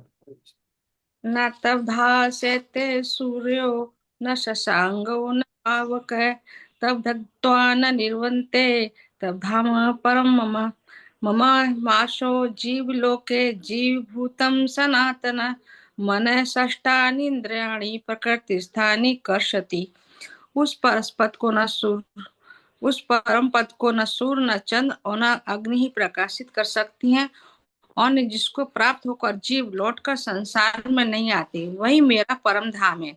इस संसार में जीव बना हुआ आत्मा सनातन अंश है, परंतु वह प्रकृति में स्थित मन और पांचों इंद्रियों को आकर्षित करता है, अपना मान लेता है। हरे कृष्ण बाबू जी। हरे कृष्णा। तो देखिए यहाँ पर भगवान ने जो है अपना बताया धाम के बारे में कि मेरा धाम के न तद भासयति सूर्यो न शांको न पावके, यानी उसको जो है न तो सूर्य न चंद्रमा न अग्नि प्रकाशित कर सकती है। सूर्य की कहीं नहीं वहां पर। भगवान खुद ही हजारों सूर्य के समान भगवान का तेज है, प्रकाश है। सूर्य जगत कहाँ है वहां पर? न सूर्य न चंद्रमा, भगवान शीतल है वहां पर भगवान का। न अग्नि, न तद्भासे सूर्यो न शशंक न यद गत्वा न निवर्तन्ते तद धाम परमम। जिस धाम को जाकर वापस लोग नहीं आते, वो मेरा परम धाम है। वो मेरा क्या है? परम धाम है। तो जिसको देखिए भगवान यहाँ पर बता रहे हैं कि उस धाम को जाने के बाद वापस को नहीं आता फिर। एक बार भगवान के धाम चला जाता है तो वापस कोई आता नहीं फिर नीचे यहाँ पर। आते हैं क्या बताइए आप? कोई ऐसे उदाहरण बताइए जो आए लोग, बताइए आप। भगवान के धाम को चले गए वापस आ गए, वो यहाँ पर है क्या कोई ऐसा आपके उसमें? सर सूरदास है, मीराबाई है, हरिदास हैं, ये लोग वापस कहाँ है भगवान के धाम में जाके। जी बिल्कुल बिल्कुल। सर तो कोई आते आते होंगे तो कोई विशेष कार्य के लिए भगवान भेजते होंगे। अगर आते भी होंगे तो कोई विशेष कार्य के लिए भेजते होंगे। वो उसका पूर्व जन्म का जो अधूरा संकल्प रह जाता हुआ उसे पूरा करने के लिए भगवान फिर उनको भेजते हैं। संकल्प अधूरा रहेगा, जाएंगे नहीं वो फिर वो भाई पूर्व पर जन्म का संकल्प। सर जी, परम धाम तो मुक्ति हो गई ना फिर। हाँ भगवान का धाम, बात सुप्रीम भगवान का धाम है वहां। तो हाँ वहां जी। से फिर कैसे आते हैं? वहां वापस हो जाते हैं वहां से फिर? नहीं आ भगवान कह रहे हैं, वापस नहीं आते फिर वो, नहीं नहीं। है ना? अब हाँ जैसे अलका जी बोल रही है कोई संकल्प रह गया होगा, तो संकल्प यदि रह गया तो संकल्प पूरा होने के बाद ही जाएंगे, वहां एंट्री नहीं होगी वहां। संकल्प के नहीं रहते। सर, जैसे कि वो मतलब मन में सोचते हुए अगर वो जाते हैं, अपना शरीर छोड़ते हैं, तो ईश्वर फिर उनको उसी के काम करने के लिए दोबारा पूर्व जन्म वो जन्म देते हैं उनको ना। सर वो तो तो परम धाम ब्रह्मलोक तक पहुंचे ही नहीं जाते हैं, होते हैं ना वो फिर तो तक। ब्रह्मा जी तक जाएंगे। नहीं हाँ। तो जन्म दे परम दिया, धाम तक पहुंचेंगे ही नहीं। जन्म वो दे दिया ब्रह्मलोक पे कहाँ तक गए वो? जाते तो हैं। रास्ते में से देवलोक से ही कहीं इधर से घूमधाम के आते हैं, तो ब्रह्मलोक तक पुण्यवती लोग हैं। ब्रह्मलोक से आया है, मुक्ति धाम नहीं हो, उनकी मुक्ति नहीं होगी, वो परम नहीं नहीं, मुक्ति नहीं होगा धाम ना, नहीं वहाँ जाएंगे। नहीं हाँ। मिलेगा। यहाँ तो परम धाम की बात है। भगवान कह रहे हैं परम धाम, तद धामम परमम सर मम। सर लेकिन जो लीला करते हैं भगवान, जैसे भगवान राम के साथ आए थे या भगवान जी कृष्ण के जी साथ बिल्कुल आए थे, बिल्कुल, एब्सोल्युटली, हाँ बिल्कुल बिल्कुल, तो आप सही वो तो बोल रहे हैं। हाँ हाँ लीला करने के टाइम पे आते हैं सर वहां से। लीला देखिए, अब जैसा अभी अर्चना जी ने कहा ना मुक्ति नहीं हुई, देखिए मुक्ति और भक्ति दो बातें हैं। मुक्ति होने का तात्पर्य वहां भगवान के धाम पहुंच गए, वो लीन हो गए, बस खत्म वो वहीं। लेकिन जो भक्ति है, भक्ति है ना, मुक्ति से ऊंची चीज है भक्ति। भक्ति से तात्पर्य भगवान के धाम तो जाते हैं वो, और भगवान के धाम में जाने के साथ साथ भगवान की लीलाओं में सहभागिता करते हैं। हाँ ये भगवान के साथ वो डांस भी करेंगे, भगवान का सिंगिंग भी करेंगे, भगवान ये अवतार लेके आएंगे ना, साथ में आएंगे भी हैं भगवान के साथ वो। परम प्रेम जिसको कहते हैं, पराभक्ति, हाँ प्रेम भक्त, प्रेमा भक्ति। प्रेमा भक्ति, हाँ भक्ति मुक्ति से ऊंची चीज है प्रेमा भक्ति। प्रेमा भक्ति। हाँ तो प्रेम भक्ति वाले जो आपने देखा होगा जय विजय थे भगवान के द्वारपाल परम धाम में, वहां वो 3 बार आए नहीं है? रावण बन के आए थे, कुंभकर्ण बन के, हिरण्यकश्यपु बन के, हिरण्याक्ष बन के आए ना, भगवान लीलाओं में सहभागिता करने आए ना। भगवान का राम अवतार हुआ तो रावण बन के आ गए वो, भगवान का नरसिंह अवतार हुआ तो वो हिरण्यकश्यपु बन के आ गया, है ना? तो जो भगवान के वहां धाम चले जाते हैं, वो भगवान के द्वार, भगवान के हमारे लीलाओं में सहभागिता करते हैं। तो भगवान क्या करते हैं? उनको एंटरटेन करने के लिए, उनको भक्ति रूपी एंटरटेन करने के लिए लीलाएं करते हैं, भगवान लाते हैं साथ में। जैसे भगवान जब वृंदावन में आए थे तो भगवान ने पहले सबको भेज दिया, जाओ आप गोप बन जाओ, गोपिका बन जाओ, ग्वाल बाल बन जाओ, वहां गाय बन जाओ, घास बन जाओ, वहां की तृण बन जाओ, ब्रज की रज बन जाओ। भगवान धाम जब राम आए सरयू में, सरयू में नदी में वहां बन जाइए आप। भरत राम लक्ष्मण कई देवता है वहां आ गए पहले सब बन बन के। तो भगवान के जो भक्त होते हैं ना, जो धाम में नित्य भक्त, भगवान के नित्य पार्षद बोलते हैं उनको, वो भगवान की लीलाओं में सहभागिता करने आते हैं फिर, है ना? और तो आप इसको, इस श्लोक का जो अर्थ है उसको मतलब उल्टा ना समझ लेंगे, वापस आता नहीं है वो। इसमें लिखा है यद गत्वा निवर्तन्ते तद धाम परमम मम। मेरे धाम से वापस आने, वापस नहीं आता तो आते हैं किसमें? भगवान की वो लीलाओं में सेवाएं करते हैं, फिर चले वापस चले जाते हैं भाई धाम को भगवान के साथ साथ। जैसे भगवान की लीला वाइंड अप होती है, वापस भगवान के साथ चले जाते हैं फिर वो। जैसे भगवान राम के अवतार में भगवान के धनुष थे, भगवान की गदा थी, सब अपने वापस रूप में आ गए सब, भरत जी थे, सब थे ना, सब चले गए सब साथ साथ भगवान की लीला कर करके। कृष्ण भगवान आए तब भी चले गए सब। सीता राम सीता लक्ष्मण, जब सीता माता भी आई थी चली गई थी सब साथ साथ वो। तो भगवान लीलाओं में पार्ट लेने आते हैं और चल जाते हैं वो, है ना। तो ये है इसमें, तो भगवान कह रहे हैं जो अच्छा मेरा क्या धाम। कहते हैं, जी। ईश्वर अंश जीव अविनाशी। हाँ ईश्वर जीव तो ईश्वर का अंश है, तो हाँ। ईश्वर में मिलता है ना, फिर वो अलग से वहां क्यों रहेगा? नहीं, ईश्वर को अंश जीव मुक्ति मिले अविनाशी तो मिला। भगवान में मिल गया ना वो। नहीं, भगवान से तो मिल तो गया, तो भगवान का हाँ साथ है, भगवान का अंश है, भगवान के साथ रहेगा। भगवान जहाँ रखेंगे चाहेंगे, भाई भगवान का जो अंश है वो, तो भगवान उसको जैसे चाहे वैसे रखें फिर वहीं अपने हिसाब से, खुद के काम में सहयोग ले उससे। इसका मतलब है ये हुआ, वहां पर भी शरीर मिलेगा यार जीव को। बिल्कुल भगवान की सेवा में से वहां शरीर मिलेगा पर जीव को भी। बिल्कुल। बिल्कुल शरीर जिस जिस भाई, शरीर तो क्या अलग अलग लोगों के हिसाब से होते हैं। जैसे उच्च लोगों के शरीर अलग होते हैं, वो दिव्य होते हैं, बहुत पावरफुल होते हैं। मृत्यु हाँ लोगों का शरीर अलग होता है, निम्न लोग के अलग शरीर होते हैं। तो शरीर तो वो तो भिन्न, लोगों के हिसाब से होगा। हाँ भगवान को जाना होता है उसके हिसाब से शरीर मिल जाते हैं उनको, योनि मिल जाती है। सर जैसे इनका इनका इनका कहने का मतलब वो था कि सर दो तरीके से भगवान में विलीन होते हैं, एक तो उनमें स्वयं में विलीन होते हैं, एक इनको परम धाम में जाते हैं। स्वयं में जो विलीन होते हैं उनको तो दोबारा वो नहीं होता, लेकिन उनके परम धाम में जाते हैं तो वो उनकी लीलाओं में प्रकट होते हैं फिर। जी बिल्कुल। बिल्कुल सही दो सही कह तरीके से रहे हैं। विलीन, हाँ। हाँ उनमें जो विलीन होते हैं वो दोबारा जन्म नहीं होता, प्रेमा भक्ति वाले उनके परम धाम में रहते हैं, उनको दोबारा से आते लीलाओं हैं में वो, सहयोग करते हैं। लीला में से आपको जन्म नहीं होता, उनका जन्म नहीं बोल सकते उसको, लीला में से करने आते हैं। हमको भी हम्म। प्रेमा भक्ति कर चाहिए ना, उसकी हाँ कामना तो करने के लिए प्रेमा भक्ति की। गीता का उद्देश्य वही है, अपनी भगवत गीता भगवान के प्रेम और भक्ति चाहती है, शरणागति। शरणागति का शरणागति। उद्देश्य क्या है, भगवान के प्रेम भक्ति मिल जाए, भगवान से प्रेम हो जाए, है ना।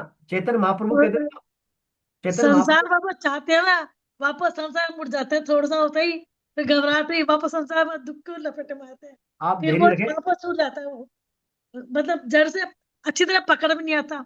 थोड़ी देर लगता आप है भगवान से वो कुछ ही चाहिए, पर धैर्य थोड़ा सा रखें। झटका लगा ना वापस संसार मुड़ जाते हैं, बहुत दृढ़ नहीं हो पाता। चलिए आप जो है धैर्य रखें, भगवान इतने बूढ़े हो गए लेकिन अभी भी दृढ़ नहीं कर पाए हम लोग, तो जाने का टाइम आ गया। भगवान का देखिए, भगवान का नाम एक, भगवान का नाम है भावग्राही जनार्दन। भगवान को क्या बोलते हैं, भावग्राही जनार्दन। तो भगवान ये नहीं सोचते कि ये कैसा उच्च कोटि की विद्वान है, कैसे कवि मेरे मतलब क्या मेरे से बोल रही है, क्या कर रही है, वो तो भाव समझ जाते हैं बस। क्या भाव है इनका, भाव को पढ़ लेते हैं भगवान, सब नहीं, ज्ञान है वही भगवान को। वही मैं कह रही हूँ, जो आपके कामना कर रही है। भाव को भगवान सब समझते हैं, गीता जी क्या चाहती हैं, क्या भाव है इनका। आचार्य जी, मैं ये कह रही हूँ, जब ये कामना ही करनी है तो कामना यही करना, भगवान के पास ही जाए। बिल्कुल कामना बिल्कुल। यही पर वो कामना ना, वो थोड़ा सा झटक लेते हैं, कामना किसी जाती है वो टिक नहीं पाती। बिल्कुल बिल्कुल आप तो भाई वो दिल दृढ़ नहीं पाती कामना। केंद्र में भगवान रखिए बस। यही तो कृष्ण भावना भावित है, आपके हर कर्म में केंद्र में भगवान रहेंगे तो स्वतः ही कामना भगवान की तरफ डाइवर्ट हो जाएंगी, फिर जो भी काम करेंगे भगवान के लिए। अपने पंचामृत है ना, कि मैं हाँ भगवान का, भगवान मेरे जहां भी रहता हूँ भगवान के दरबार में रहता हूँ, जो भी काम करता हूँ भगवान के लिए काम करता हूँ, जो भी मैं प्राप्त करता हूँ भगवान का दिया हुआ प्राप्त करता हूँ, और उससे भगवान के दिए से भगवान के जनों की सेवा करता हूँ। ये धारणा रखे तो स्वतः ही सब कामनाएं भगवान में रहेंगी, फिर भगवान के अलावा कुछ होगा नहीं फिर, है ना। बिल्कुल आप केंद्र में भगवान को रखें। तो यहाँ पर भगवान अपने धाम के बारे में बता रहे हैं कि मेरा धाम जो है सूर्य अग्नि चंद्रमा से कोई है नहीं, यहाँ पर स्वतः ही जो है ये यहाँ पर प्रकाशित है मेरा धाम। इसके देखिए, अब भगवान क्या प्रकाशक है ऑलरेडी, वहां सूर्य की जरूरत क्या पड़ेगी। आता है सब कर परम प्रकाशक जोई, राम अनादि अवधपति सोई, जगत प्रकाश प्रकाशक रामू, जगत प्रकाश प्रकाशक रामू, मायाधीश ज्ञान गुण धामू। यानी जो ज्ञान गुण के जो धाम है, सागर राम है, वही पूरे जगत के प्रकाशक है, जगत के प्रकाशक। तो वहां जो ऐसे जगत के प्रकाशक है, फिर उनके धाम को प्रकाश कौन करेगा फिर, खुद ही प्रकाशक है वो। उनके धाम को कहाँ सूर्य की जरूरत पड़ रही है फिर, उनका शरीर का तेज ही हजारों सूर्यों के बराबर है ना। तो भगवान का धाम बड़ा दिव्य है, वो ट्रांसजेंडल है, बाकी मतलब आप अद्भुत बातें हैं, अद्भुत बातें हैं, उनको हम क्या शब्दों में, भगवान ने इतनी हमें सामर्थ्य नहीं दी थी उन भगवान की दिव्यता को शब्दों में व्यक्त करते हैं हम, बस वो डिवाइन चीज है दिव्य। तो भगवान के समग्र रूप की संकल्पना को ठीक से नहीं समझने के कारण कई साधक भगवान को सगुण साकार रूप को वास्तविक नहीं मानते। श्री कृष्ण परम ईश्वर है, क्या सर्वसमर्थ भगवान स्वयं साकार सगुण रूप धारण नहीं कर सकते, जबकि उन्होंने यह सगुण सृष्टि बनाई है, 84 लाख योनि बनाई है, यदि नहीं तो इससे निर्गुण मिलाकर भगवान का अल्प सामर्थ्य ही साबित होता। अतः इस बारे में हम मताग्रह नहीं रखें, अपितु मंजिल की ओर कदम बढ़ाएं। सिर्फ नक्शा देखकर ही लड़ना शुरू नहीं करें, मंजिल पर पहुंचने में स्वयं अपना स्वरूप प्रकट कर देगी। देखिए इसमें कहीं देखते हैं ना तो कोई भगवान सगुण मान रहा है, कोई निर्गुण मान रहा है, कोई निराकार, क्या ये सब अलग अलग बातें हैं, लेकिन भगवान है एक ही। इनमें हमको नहीं उलझना है। बस कैसे भी है, मुझे मेरे भगवान से प्रेम हो जाए बस, है ना, एक लक्ष्य रखे अपना। तो ये भगवान के धाम की बात है। फिर भगवान बताते हैं ये तो मेरा धाम है। अब मेरा ये धाम है, फिर तुम्हारा घर कहाँ है? जो भगवान का जीव है उसके बारे में बता रहे हैं भगवान। पढ़िए, कौन पढ़ेंगे श्लोक? मीना जी आप पढ़े। मीना जी आप पढ़े श्लोक, बड़ा पढ़ तो महत्वपूर्ण। दिया सर, ये पढ़ दिया। ममे वांस तो जीव लोग कहाँ पढ़ा है अभी? नहीं पढ़ा। दोनों दोनों ही पढ़ दिए सर। पढ़ दिए क्या? जी दोनों चलिए। पढ़ हाँ, दिए। पढ़ पढ़ दिए, दोनों दिया। पढ़ दिए। हाँ, तो अगला जो श्लोक है ना, ममे वांस तो जीव लोग जीव भूत सनातन मन स्थान इंद्रिया प्रकृति कर सती। भगवान कह रहे हैं जो मेरा जीव है ना, ये जीव मेरा बना हुआ, इस संसार में जीव का जो, इस संसार में जीव बना हुआ जो आत्मा है, ये क्या है? मेरा ही सनातन अंश है। सनातन जन न कोई आदि न कोई अंत इसका। इंदिरा जी म्यूट रखे, आपको सब म्यूट कर ले, डिस्टर्ब हो रहा है इसमें ना। सब म्यूट करें अपने आप को एक बार। तो ये जीव जो है मेरा ही अंश है। और ये जीव परंतु यह प्रकृति में स्थित मन, प्रकृति स्थान कर सकती मन से स्थान इंद्रियानी, प्रकृति में स्थित मन और पांचों इंद्रियों को अपना मान लेता है।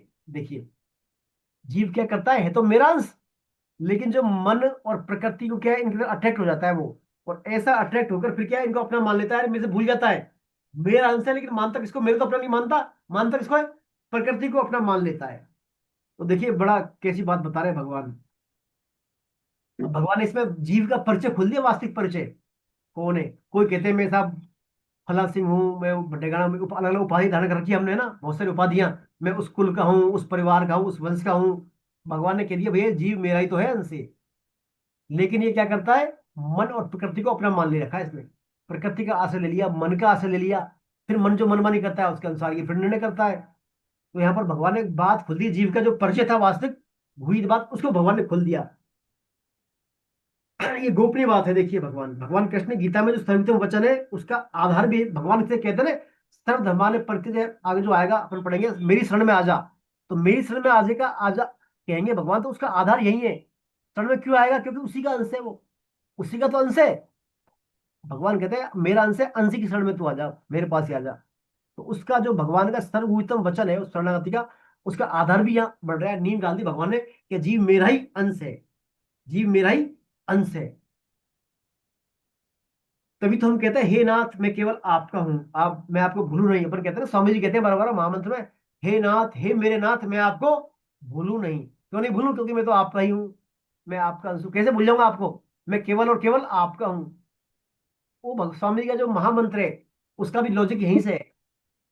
वो भी स्वामी जी ने ये बताया भगवान ने कि मेरा अंश है, तब स्वामी जी के उद्गार होंगे वो कि मैं केवल और केवल आपका हूँ, आप कृपा करें। तो ये भगवान की जो पुकार है, स्वामी जी का महामंत्र पुकार, ये यहीं से है, इसका कंसेप्ट भी। भगवान कह रहे हैं जीव मेरा ही अंश है, अर्थात। और लेकिन इसने अज्ञानता से क्या है, इसने अज्ञानतावश जो है भोग इच्छा के कारण मन बुद्धि इंद्रिय को अपना मान लिया, इनकी तरफ खिंच गया, यानी तादात्म्य कर लिया उसने, एडजस्टमेंट कर लिया इनसे। यही बंधन है, ये क्या है, गुणों का संकन्न हो गया। वैसे भगवान ने कह दिया कि मेरा अंश यानी कृष्ण से हमारा नित्य संबंध है। भगवान भी इस संबंध को नहीं तोड़ सकते। भगवान की इतनी हिम्मत नहीं है कि इसको तोड़ दें। लेकिन गलती क्या हो गई? गलती हमसे हो गई। हम क्या भूल गए इसको? हम भूल गए, विस्मृति हो गई हमारी। तो हमारी मेन भूल क्या हो, यही हो गई हमारी। यदि ये भूल हमारी ना हो ना तो सब काम से हो जाए फिर। तो मूल में भूल क्या हुआ, यही हो गई।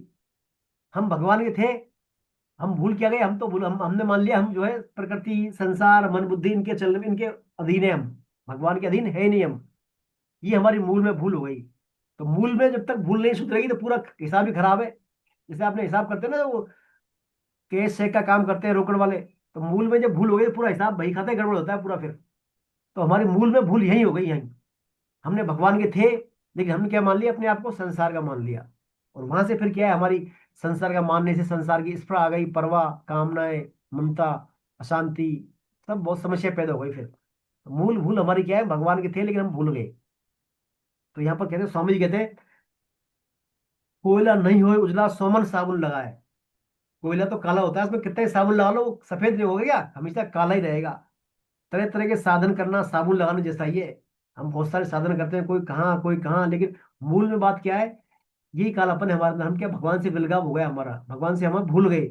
और अग्नि के सम्मुख होते ही कोयला पुनः चमकदार हो जाता है। फिर कोयला, कोयले को आप कितना ही केमिकल लगाओ कुछ करो, कोयला कभी सफेद होता है या नहीं चमकता, वो काला ही रहता है। जैसे अग्नि में आता है कोयला चमक जाता है। ऐसे हम भी चाहे कितना ही संसार से संबंध स्थापित कर लें, कितनी भागदौड़ कर लें, कितने आश्रय ले लें, काले ही रहेंगे। जब तक परमात्मा के सम्मुख नहीं होंगे तब तक हमारा कल्याण नहीं होगा। तो बस स्वामी जी कहते हैं इस समय भगवान के सम्मुख होना है। अब सम्मुख होने के तरीके क्या है? अब भगवान स्वामी जी कहते हैं आप खूब नाम जप करिए, सत्संग स्वाध्याय करें, गीता प्रचार करें। देखिए भगवान का परम काम है गीता प्रचार करें। ये सब काम करें तो ये इस साधन से क्या होगा, हमारे अंदर के कलमश दूर हो जाएंगे। और जब अंदर के कलमश बुराइयां दूर हो जाएंगी तो स्वतः ही हमने हमारी क्या है, जो सहज प्राप्त नित्य प्राप्त है उसे हम उसके सम्मुख हो जाएंगे। फिर हमारी स्मृति आ जाएगी, हम जो हमारा भूल है वो हमारी दूर हो जाएगी और भगवान के सम्मुख हो जाएंगे। सच्चिदानंद अंश जो परम आनंद घन परमात्मा है उनके हम सम्मुख हो जाएंगे। और सम्मुख होते ही फिर क्या है, फिर तो बात ही क्या, फिर तो भगवान का हो गए। भगवान कहते हैं बिगड़ी अनेक जन्म की सुधरे वही आज, हुई राम को नाम जपू तुलसी तजु कुसुम आज। भगवान का होकर भगवान का काम करेंगे हम, भगवान का होकर भगवान का नाम जप करेंगे तो उसकी बात ही क्या। फिर तुलसी तजु कुसुम आज, यानी फिर हमारा जो गलत, हमारी जो मिथ्या धारणा है हमारे अंदर, मिथ्या संगति है, मिथ्या संग है, सब हमारे दूर हो जाएंगे स्वतः ही। देखिए एक तो हम संसार का होकर भगवान का जप करें, संसार का होकर भगवान का जप करें, और एक भगवान का होकर भगवान का जप करें, दोनों में बड़ा भारी अंतर है कृपा में। आप यदि भगवान का होकर भगवान का काम करेंगे तो आपको कई गुना आगे रहेंगे, आप कई गुना आगे रहेंगे। भगवान का होकर भगवान का काम करने में आप में क्या है, तो निष्कामता रहेगी पहली बात। भाई आप काम भगवान का ही कर रहे हैं, अच्छा हो तो बुरा हो उसी का है, वही करवाए वो करवा रहा है, करने वाला वही है, वो जाने, हमारा कोई मतलब नहीं है इससे। तो निष्कामता रहेगी।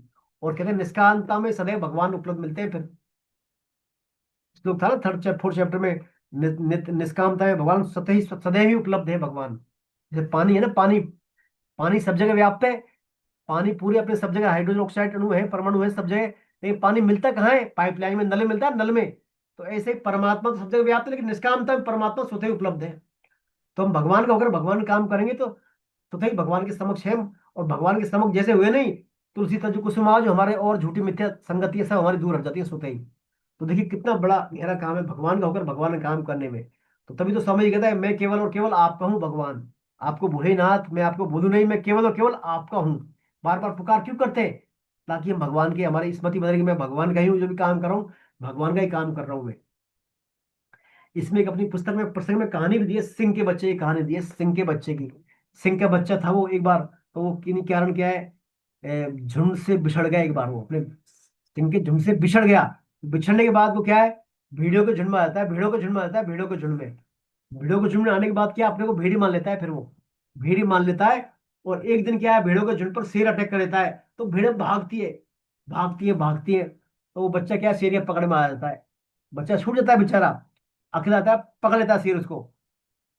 तो शेर देखता है वो तो मैं कर रहा है, तो शेर कहता है ये कैसा मेरा बच्चा शेर का बच्चा है, क्या मैं कर रहा है। तो शेर उससे जो है कहाँ पे था, शेर डरे मारे। तो शेर कहता है अरे भाई तुम तो मेरे शेर हो, क्या कर रहे हो, डरता क्यों, तुम भेड़ नहीं हो, डरो मत, तुम तो शेर हो, क्यों मेरे बना रहे हो ऐसे। तो वो क्या, नहीं नहीं मैं तो भेड़ हूँ, मैं तो भेड़ का बच्चा हूँ। तो शेर उसके नदी में ले जाता है, पानी के वहां खड़ा करता है, देख कौन है इसमें। तो उसको शेर जैसे दिखता है, फिर वो मैंने आता है, तो शेर को एक मारता है जोर से, धाड़ अब धाड़। जैसे दहाड़ता है वो, एक बार दो बार कोशिश किया, जोर से दहाड़ता है वो, फिर शेर जैसे दहाड़ाती है उसमें, फिर वो डरता नहीं शेर से वो। तो शेर को क्या है, शेर ने शेर की भेड़ के शेर के बच्चे को अपनी याद दिला दी, स्मृति उसकी भूल गया था ना कि मैं भेड़ हूँ, भूल गया वो कि मैं तो भेड़ हूँ रहने से।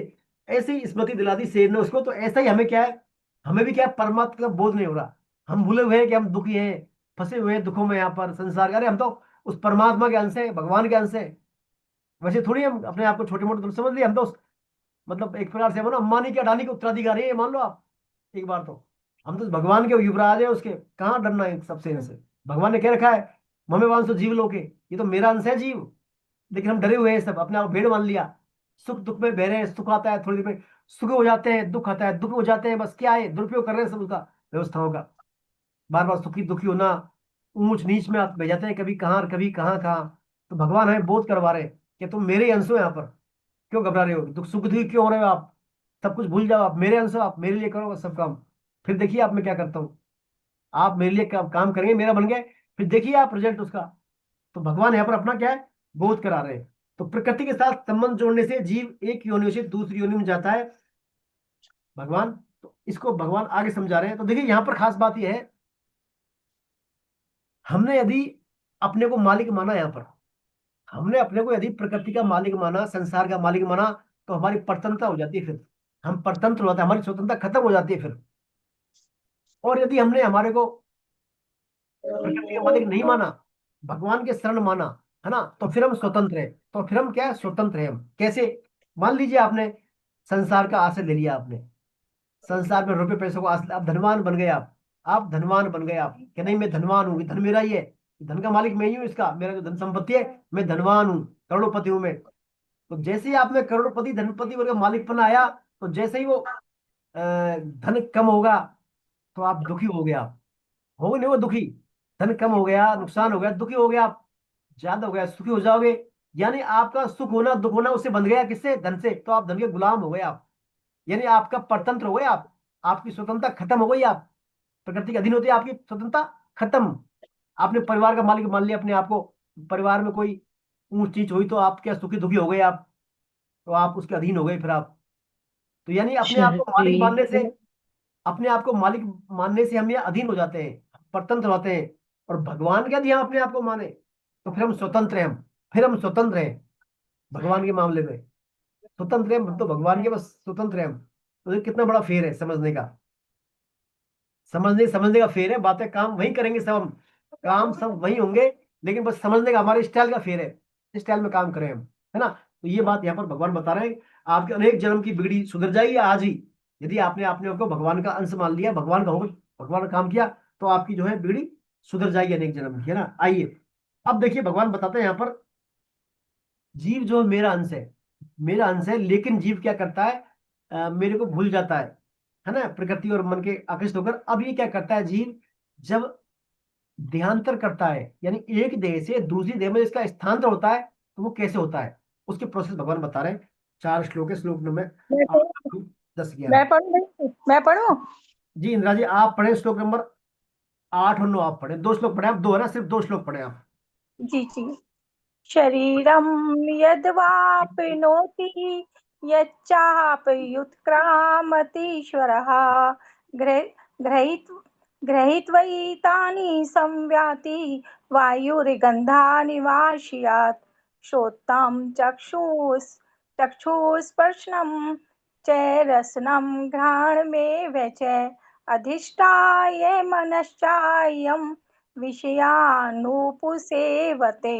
जैसे वायु गंध के स्थान से गंध को ग्रहण करके ले जाती है, ऐसे ही शरीर आदि का स्वामी बना हुआ जीवात्मा भी जिस शरीर को छोड़ता है, वहां से इन मन सहित इंद्रियों को ग्रहण करके फिर जिस शरीर को प्राप्त होता है उसमें चला जाता है।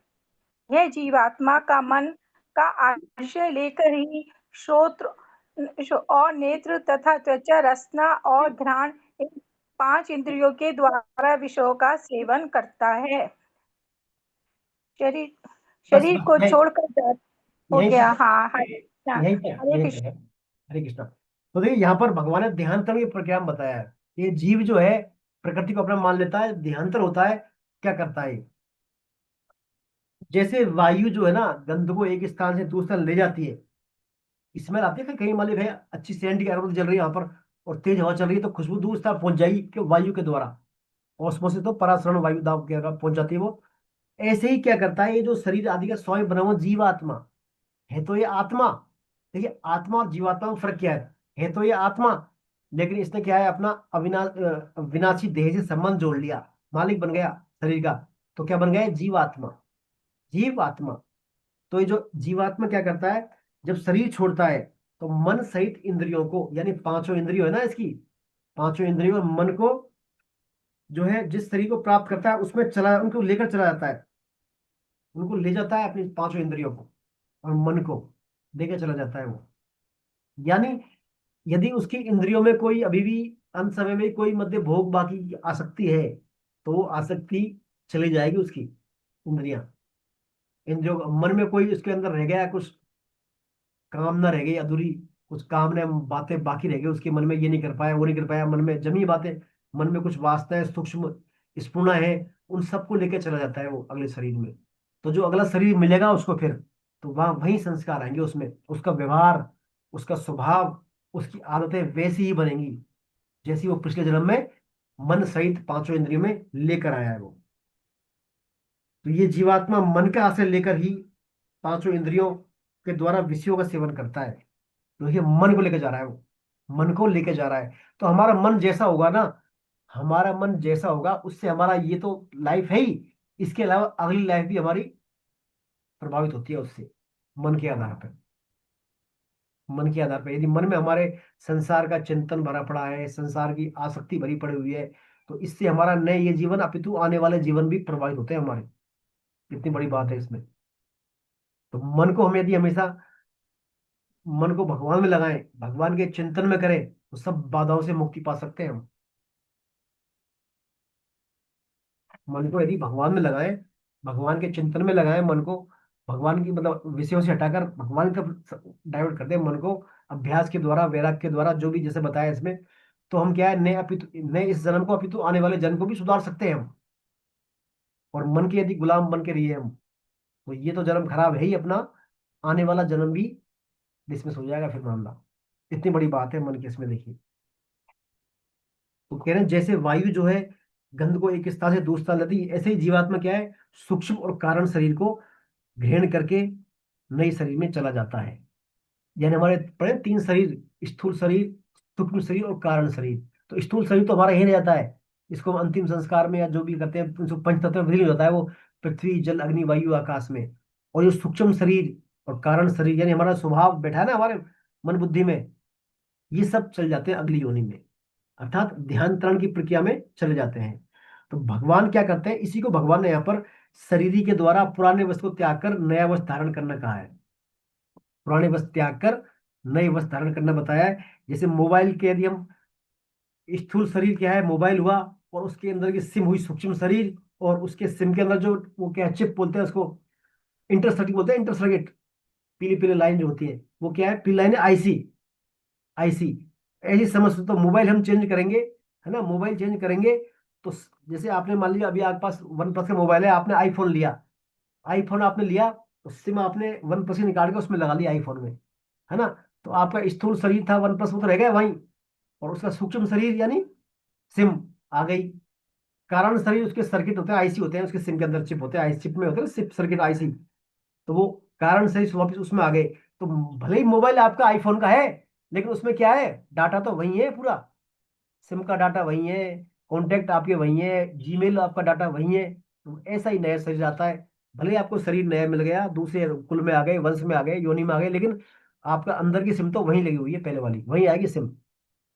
यही कारण है कि एक माता पिता के अलग अलग संतानों में अलग अलग स्वभाव संस्कार होते हैं। आपने देखा होगा तीन सगे भाई होते हैं, अलग अलग प्रकृति, तीनों की अलग अलग प्रकृति, एक ही माँ बाप है उनके, लेकिन एक भाई तो टेक्निकली एक्सपर्ट है, एक भाई आध्यात्मिक एक्सपर्ट हो सकता है, दूसरा कोई गड़बड़ निषिद्ध काम करने में इंटेलिजेंट हो सकता है, चोरी चकारी करने में, इधर उधर गलफत करने में। क्यों है अलग अलग? जब माता पिता एक ही है, उनका एक ही संस्कार, एक ही खून है, एक ही डीएनए पूरा, फिर भी अलग अलग क्यों? यही कारण है, पिछले जन्मों से, एक जन्म नहीं कई जन्मों से, भाई कई जन्मों से चली आ रही है अपनी यात्राएं। अपन पता थोड़ी अपनी क्या अपनी ये जन्म हुआ है, अपना पता थोड़ी अपने को ये जन्म है। अभी कलयुग के 5,000 साल से ऊपर हुई है, तो अपन तो घूम रहे कई कई, पता नहीं कहाँ से घूम रहे, कितने अंत। हमारी कोई आयु थोड़ी है, हमारी कोई कोई आयु नहीं हमारी। हम तो क्या जीवना सनातन आत्मा, मेरा अंश है सनातन अंश ही। तो भगवान की सनातन अंश से कोई आयु नहीं है हमारा कि जिस दिन जन्म हुआ है। भगवान के अंश से जब हमने इच्छा करी हमारी खेलने कूदने की, भगवान ने भेजा जाओ खेलो कूदो आप यहाँ पर। जैसे कोई माँ होती है ना, माँ माँ काम कर रही होती है घर में, तो उसका बच्चा, मान छोटा बच्चा है को रो रहा है वार वार हो, तो माँ क्या करेगी उसको, भैया एक दो चार खिलौने पड़े, खिलौने खेल रहे हैं। तो बेचारा वो क्या है, रोना भूल जाता है, खिलौने खेल लेता है वो। और जब खिलौने से मन भर जाता है उसका, तब वापस फिर हो जाता है वो माँ के पास आना, माँ के पास या माँ गोदी में उसको। तो ऐसे हमारे अंदर कुछ इच्छा रही, कामना रही कई पिछले जन्मों में, उन कामना इच्छाओं को भगवान ने पूरी करने के लिए हमें भेज दिया यहाँ पर। पर पढ़ा था पिछले अध्याय में, ये मृत्यु लोक किनका है, रजोगुणी मनुष्यों का है। राग स्वरूप जो रजोगुण में थे पिछली बार हमारे अंदर, यानी कुछ कामना इच्छाएं थी हमारे उसमें, इसलिए भगवान ने हमें मृत्यु लोक में भेज दिया, मनुष्य रूप मृत्यु लोक में। अब इन इच्छाओं को पूरी कर लो आप, ऐसे भगवान कह रहे हैं। हालांकि भगवान ने विवेक भी दिया है साथ में, विवेक के द्वारा हम सुधार सकते हैं हमारे स्वभाव को। ये नहीं है स्वभाव पहले चिप लगी आ गई तो वही रहेगा, हमारा स्वभाव सुधर सकता है। भगवान ने पर्याप्त संभावनाएं दी है, पर्याप्त पॉसिबिलिटीज दी है हमारे लिए। आपको विवेक दिया है, कर्म करने की स्वतंत्रता दिया है आपको, स्वाध्याय का दिया है, शास्त्रों का संग दिया है, सब कुछ दिया है। तो हम चाहें तो ईमानदारी से हमारे पुरुषार्थ के द्वारा स्वभाव को सुधार भी सकते हैं, हम इसमें सुधार सकते हैं। तो यहाँ भगवान ये कर रहे हैं, ध्यान में पहले के जो सूक्ष्म शरीर कारण शरीर वो लिया लियाता है वो, और लेकर फिर जो क्या है वैसा ही वो फिर उसमें संस्कार आ जाते हैं। फिर भगवान कहते हैं इंद्रियों के द्वारा विषय भोग करने से में मन का आश्रय आवश्यक है। जब तक आपका मन आपका परमिशन नहीं देगा ना, तक आप इंद्रियों का विषय नहीं मान लिया आपको मन में आ रही है, रसगुल्ले खाने की इच्छा हो रही है आपकी, रसगुल्ले खाने की इच्छा हो रही है मन में आप, और आप सब रसगुल्ले खाने की इच्छा हो रही है, आप चले गए कचौड़ी खाने वहां। तो आप जाएंगे तो जहां मन कर रहा है वहीं जाएंगे ना, क्या लेंगे, रसगुल्ला लेंगे कचौड़ी लेंगे आप, रसगुल्ला ही लेंगे, क्योंकि मन क्या कर रहा है, मन जो है परमिशन रसगुल्ले की दे रहा है। तो जैसा हमारा मन चिंतन करता है वैसा ही इंद्रियां विषयों को भोगती है, फिर वैसे ही इंद्रियां भाई वैसे ही भोगेंगी जैसा मन निर्णय करेगा। मन में क्या है, संकल्प आते हैं, बहुत सारे विकल्प आते हैं, फिर मन से ऊपर बुद्धि बुद्धि निर्णय करती है क्या करना है क्या नहीं करना। बुद्धि कहती है ये काम कर लो, तो मन फिर उसका अनुभवी बन जाता है, ये ठीक है ये काम कर लो। जैसे मन पर होता है इंद्रिया भागती है फिर वही तरफ, ये काम कहा है आदेश हुआ है वो काम करो। तो इंद्रिया क्या करती है हमारी, मन का संयोग होने पर हमें, चाहे सुन रहे हैं हम, चाहे जो भी पांचों विषय हमारे रस रूप गंध शब्द स्पर्श इनका हम सेवन करते हैं किसके द्वारा, मन के द्वारा, मन के परमिशन के द्वारा। तो मन क्या है, बुद्धि का गुलाम है, लेकिन भोगों में हमारी गहरी आसक्ति होने के कारण यह बुद्धि को भी अपना अनुभवी बना लेता है। देखिए खास बात है, हमारी जितनी भोगों में आसक्ति है, संसार सुखों में जितनी आसक्ति है, तो वहां बुद्धि भी काम नहीं करती, फिर वहां क्या है, मन बुद्धि पर हावी हो जाता है। जितनी ज्यादा आपकी सुख में विषय में आसक्ति है, तो वो आसक्ति के कारण क्या होगा, होना चाहिए उल्टा। भाई मन से ऊपर बुद्धि है, लेकिन बुद्धि वहां पर काम नहीं करती, वहां मन में जो आ रहा है मन में आया वो कर दिया। जिसके एक बार आदमी गुस्से में होता है ना, गुस्से में होता है, बहुत जोश में आता है, इमोशंस में हो जाता है वो, तो वो क्या गलत काम कर बैठता है वो, क्योंकि मन में आया उसे बोल दिया, मन में आया जो बोल दिया, उसे सोचा नहीं गलत क्या सही क्या है, क्योंकि बुद्धि ने वहां काम नहीं किया, बुद्धि पर हावी कौन हो गया, मन हो गया। तो बुद्धि को मन ने अपना अनुगामी बना लिया, है ना, उसके इमोशंस के कारण, यानी उसके विषय आसक्ति के कारण।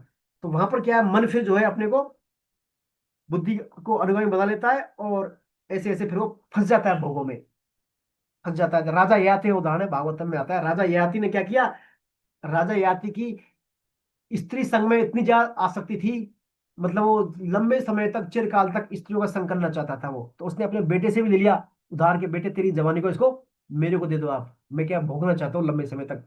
कोई अपने जो है बेटे पुरु की जवानी उसने ले ली, फिर भी वो संतुष्ट नहीं हुआ, फिर भी वो जवानी भी यूज कर ली उसने, पूरा समय यूज कर लिया, फिर भी उसका मन नहीं भरा, फिर मन नहीं भरा। तो फिर अंत में उसने वैराग्य हो गया उसको, या तो उसने कहा बाद में क्या कहा उसने, कि संसार की जितनी भी स्त्रियां, जितना भी धन, जितना भी ऐश्वर्य, सब यदि एक व्यक्ति को मिल जाए तो भी उसकी कामनाएं तृष्णा शांत नहीं होती, तो भी क्या कामना क्या शांत कभी नहीं होंगी।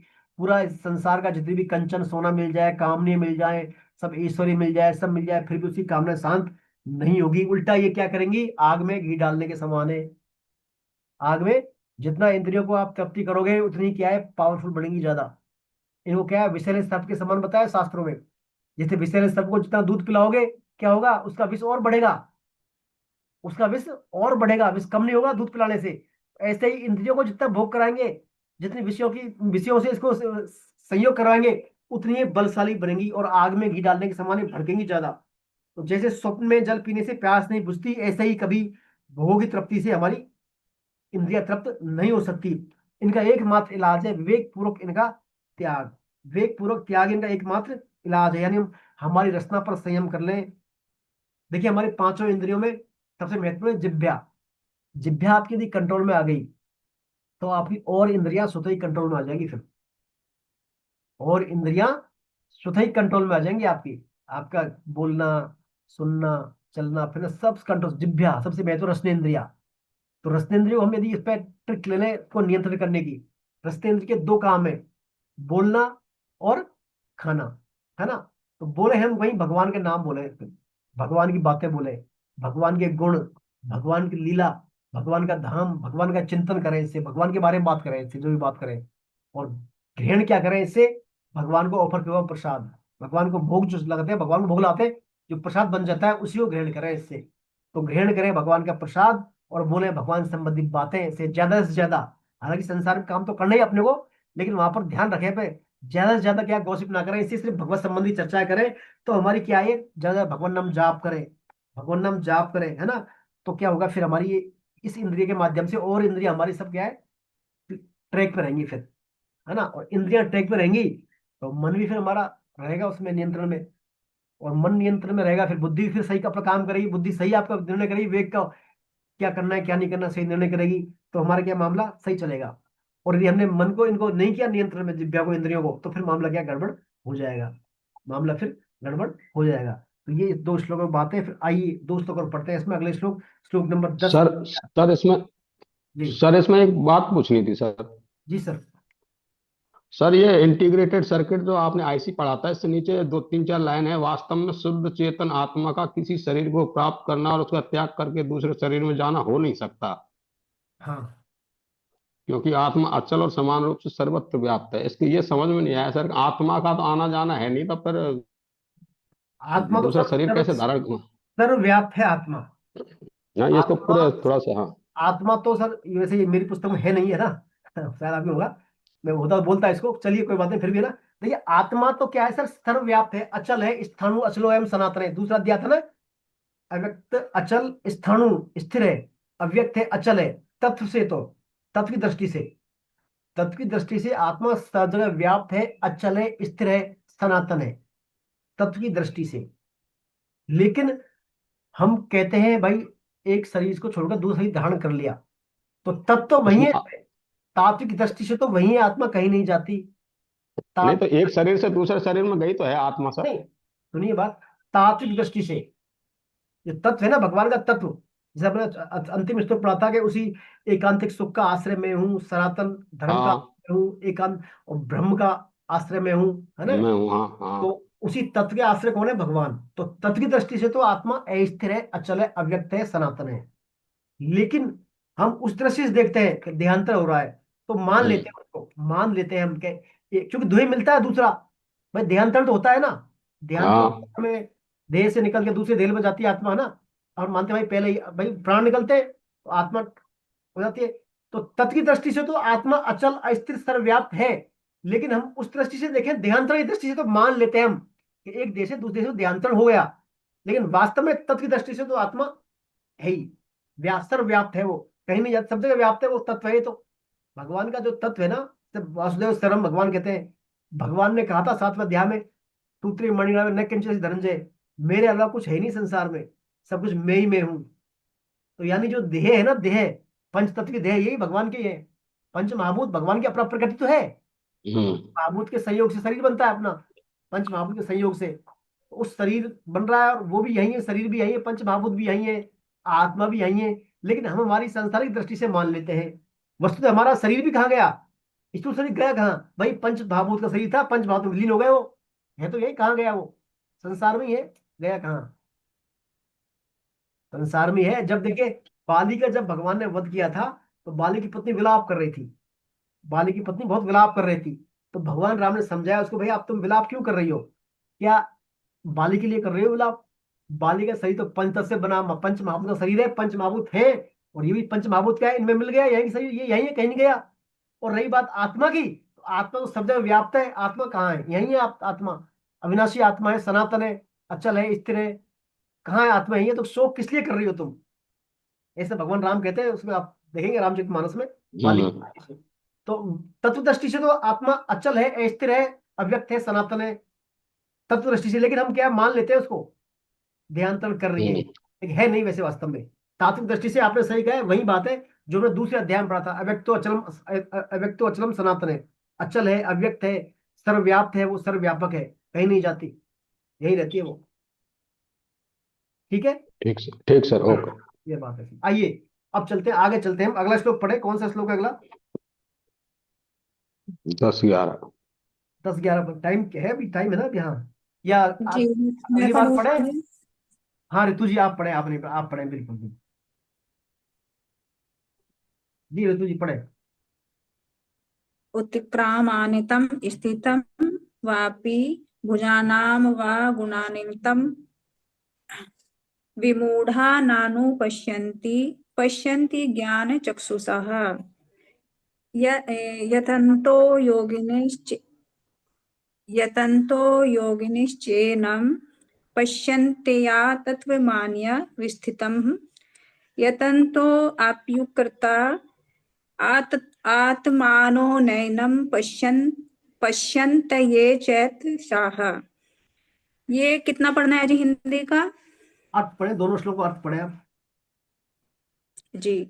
जैसे वायु गंध के स्थान से गंध को ग्रहण करके ले जाती है, ऐसे ही शरीरादि का स्वामी बना हुआ जीवात्मा भी जिस शरीर को छोड़ता है, वहां से इन मन सहित इंद्रियों को ग्रहण करके फिर जिस शरीर को प्राप्त होता है, उसमें चला जाता है।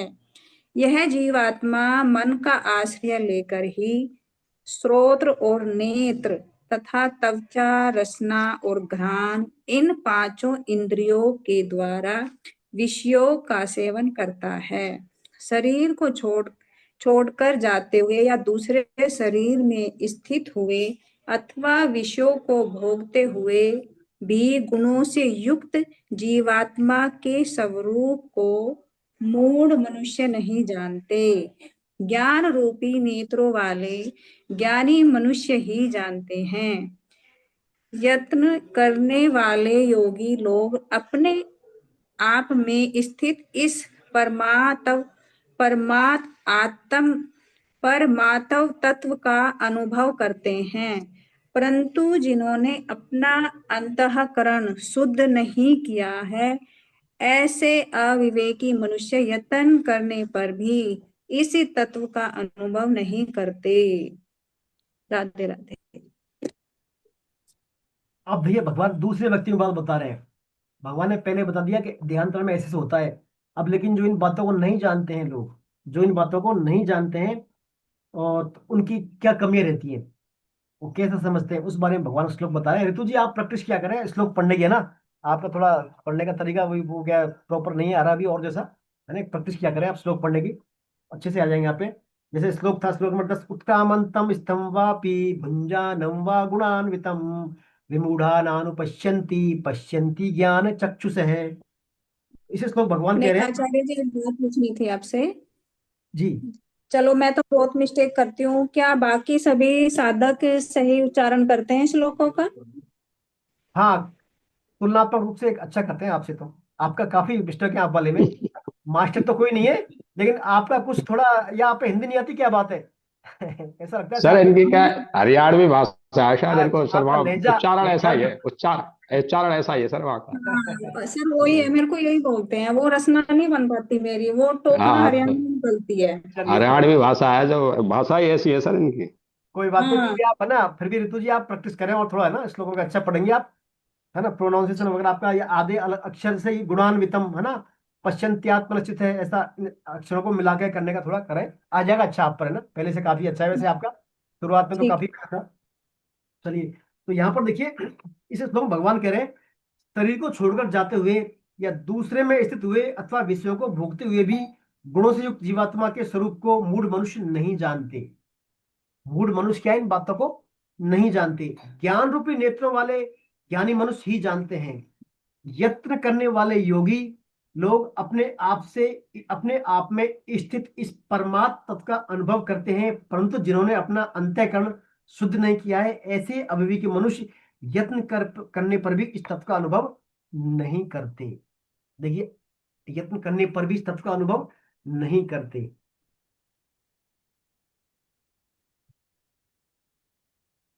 देखिए, देहांतरण की जो प्रक्रिया होती है, देहांतरण की प्रक्रिया अपन, जैसा सुखबीर सर ने बोला है कि आत्मा तो वही रहती है, बिल्कुल ठीक बात है, आत्मा तो सर्वव्याप्त है।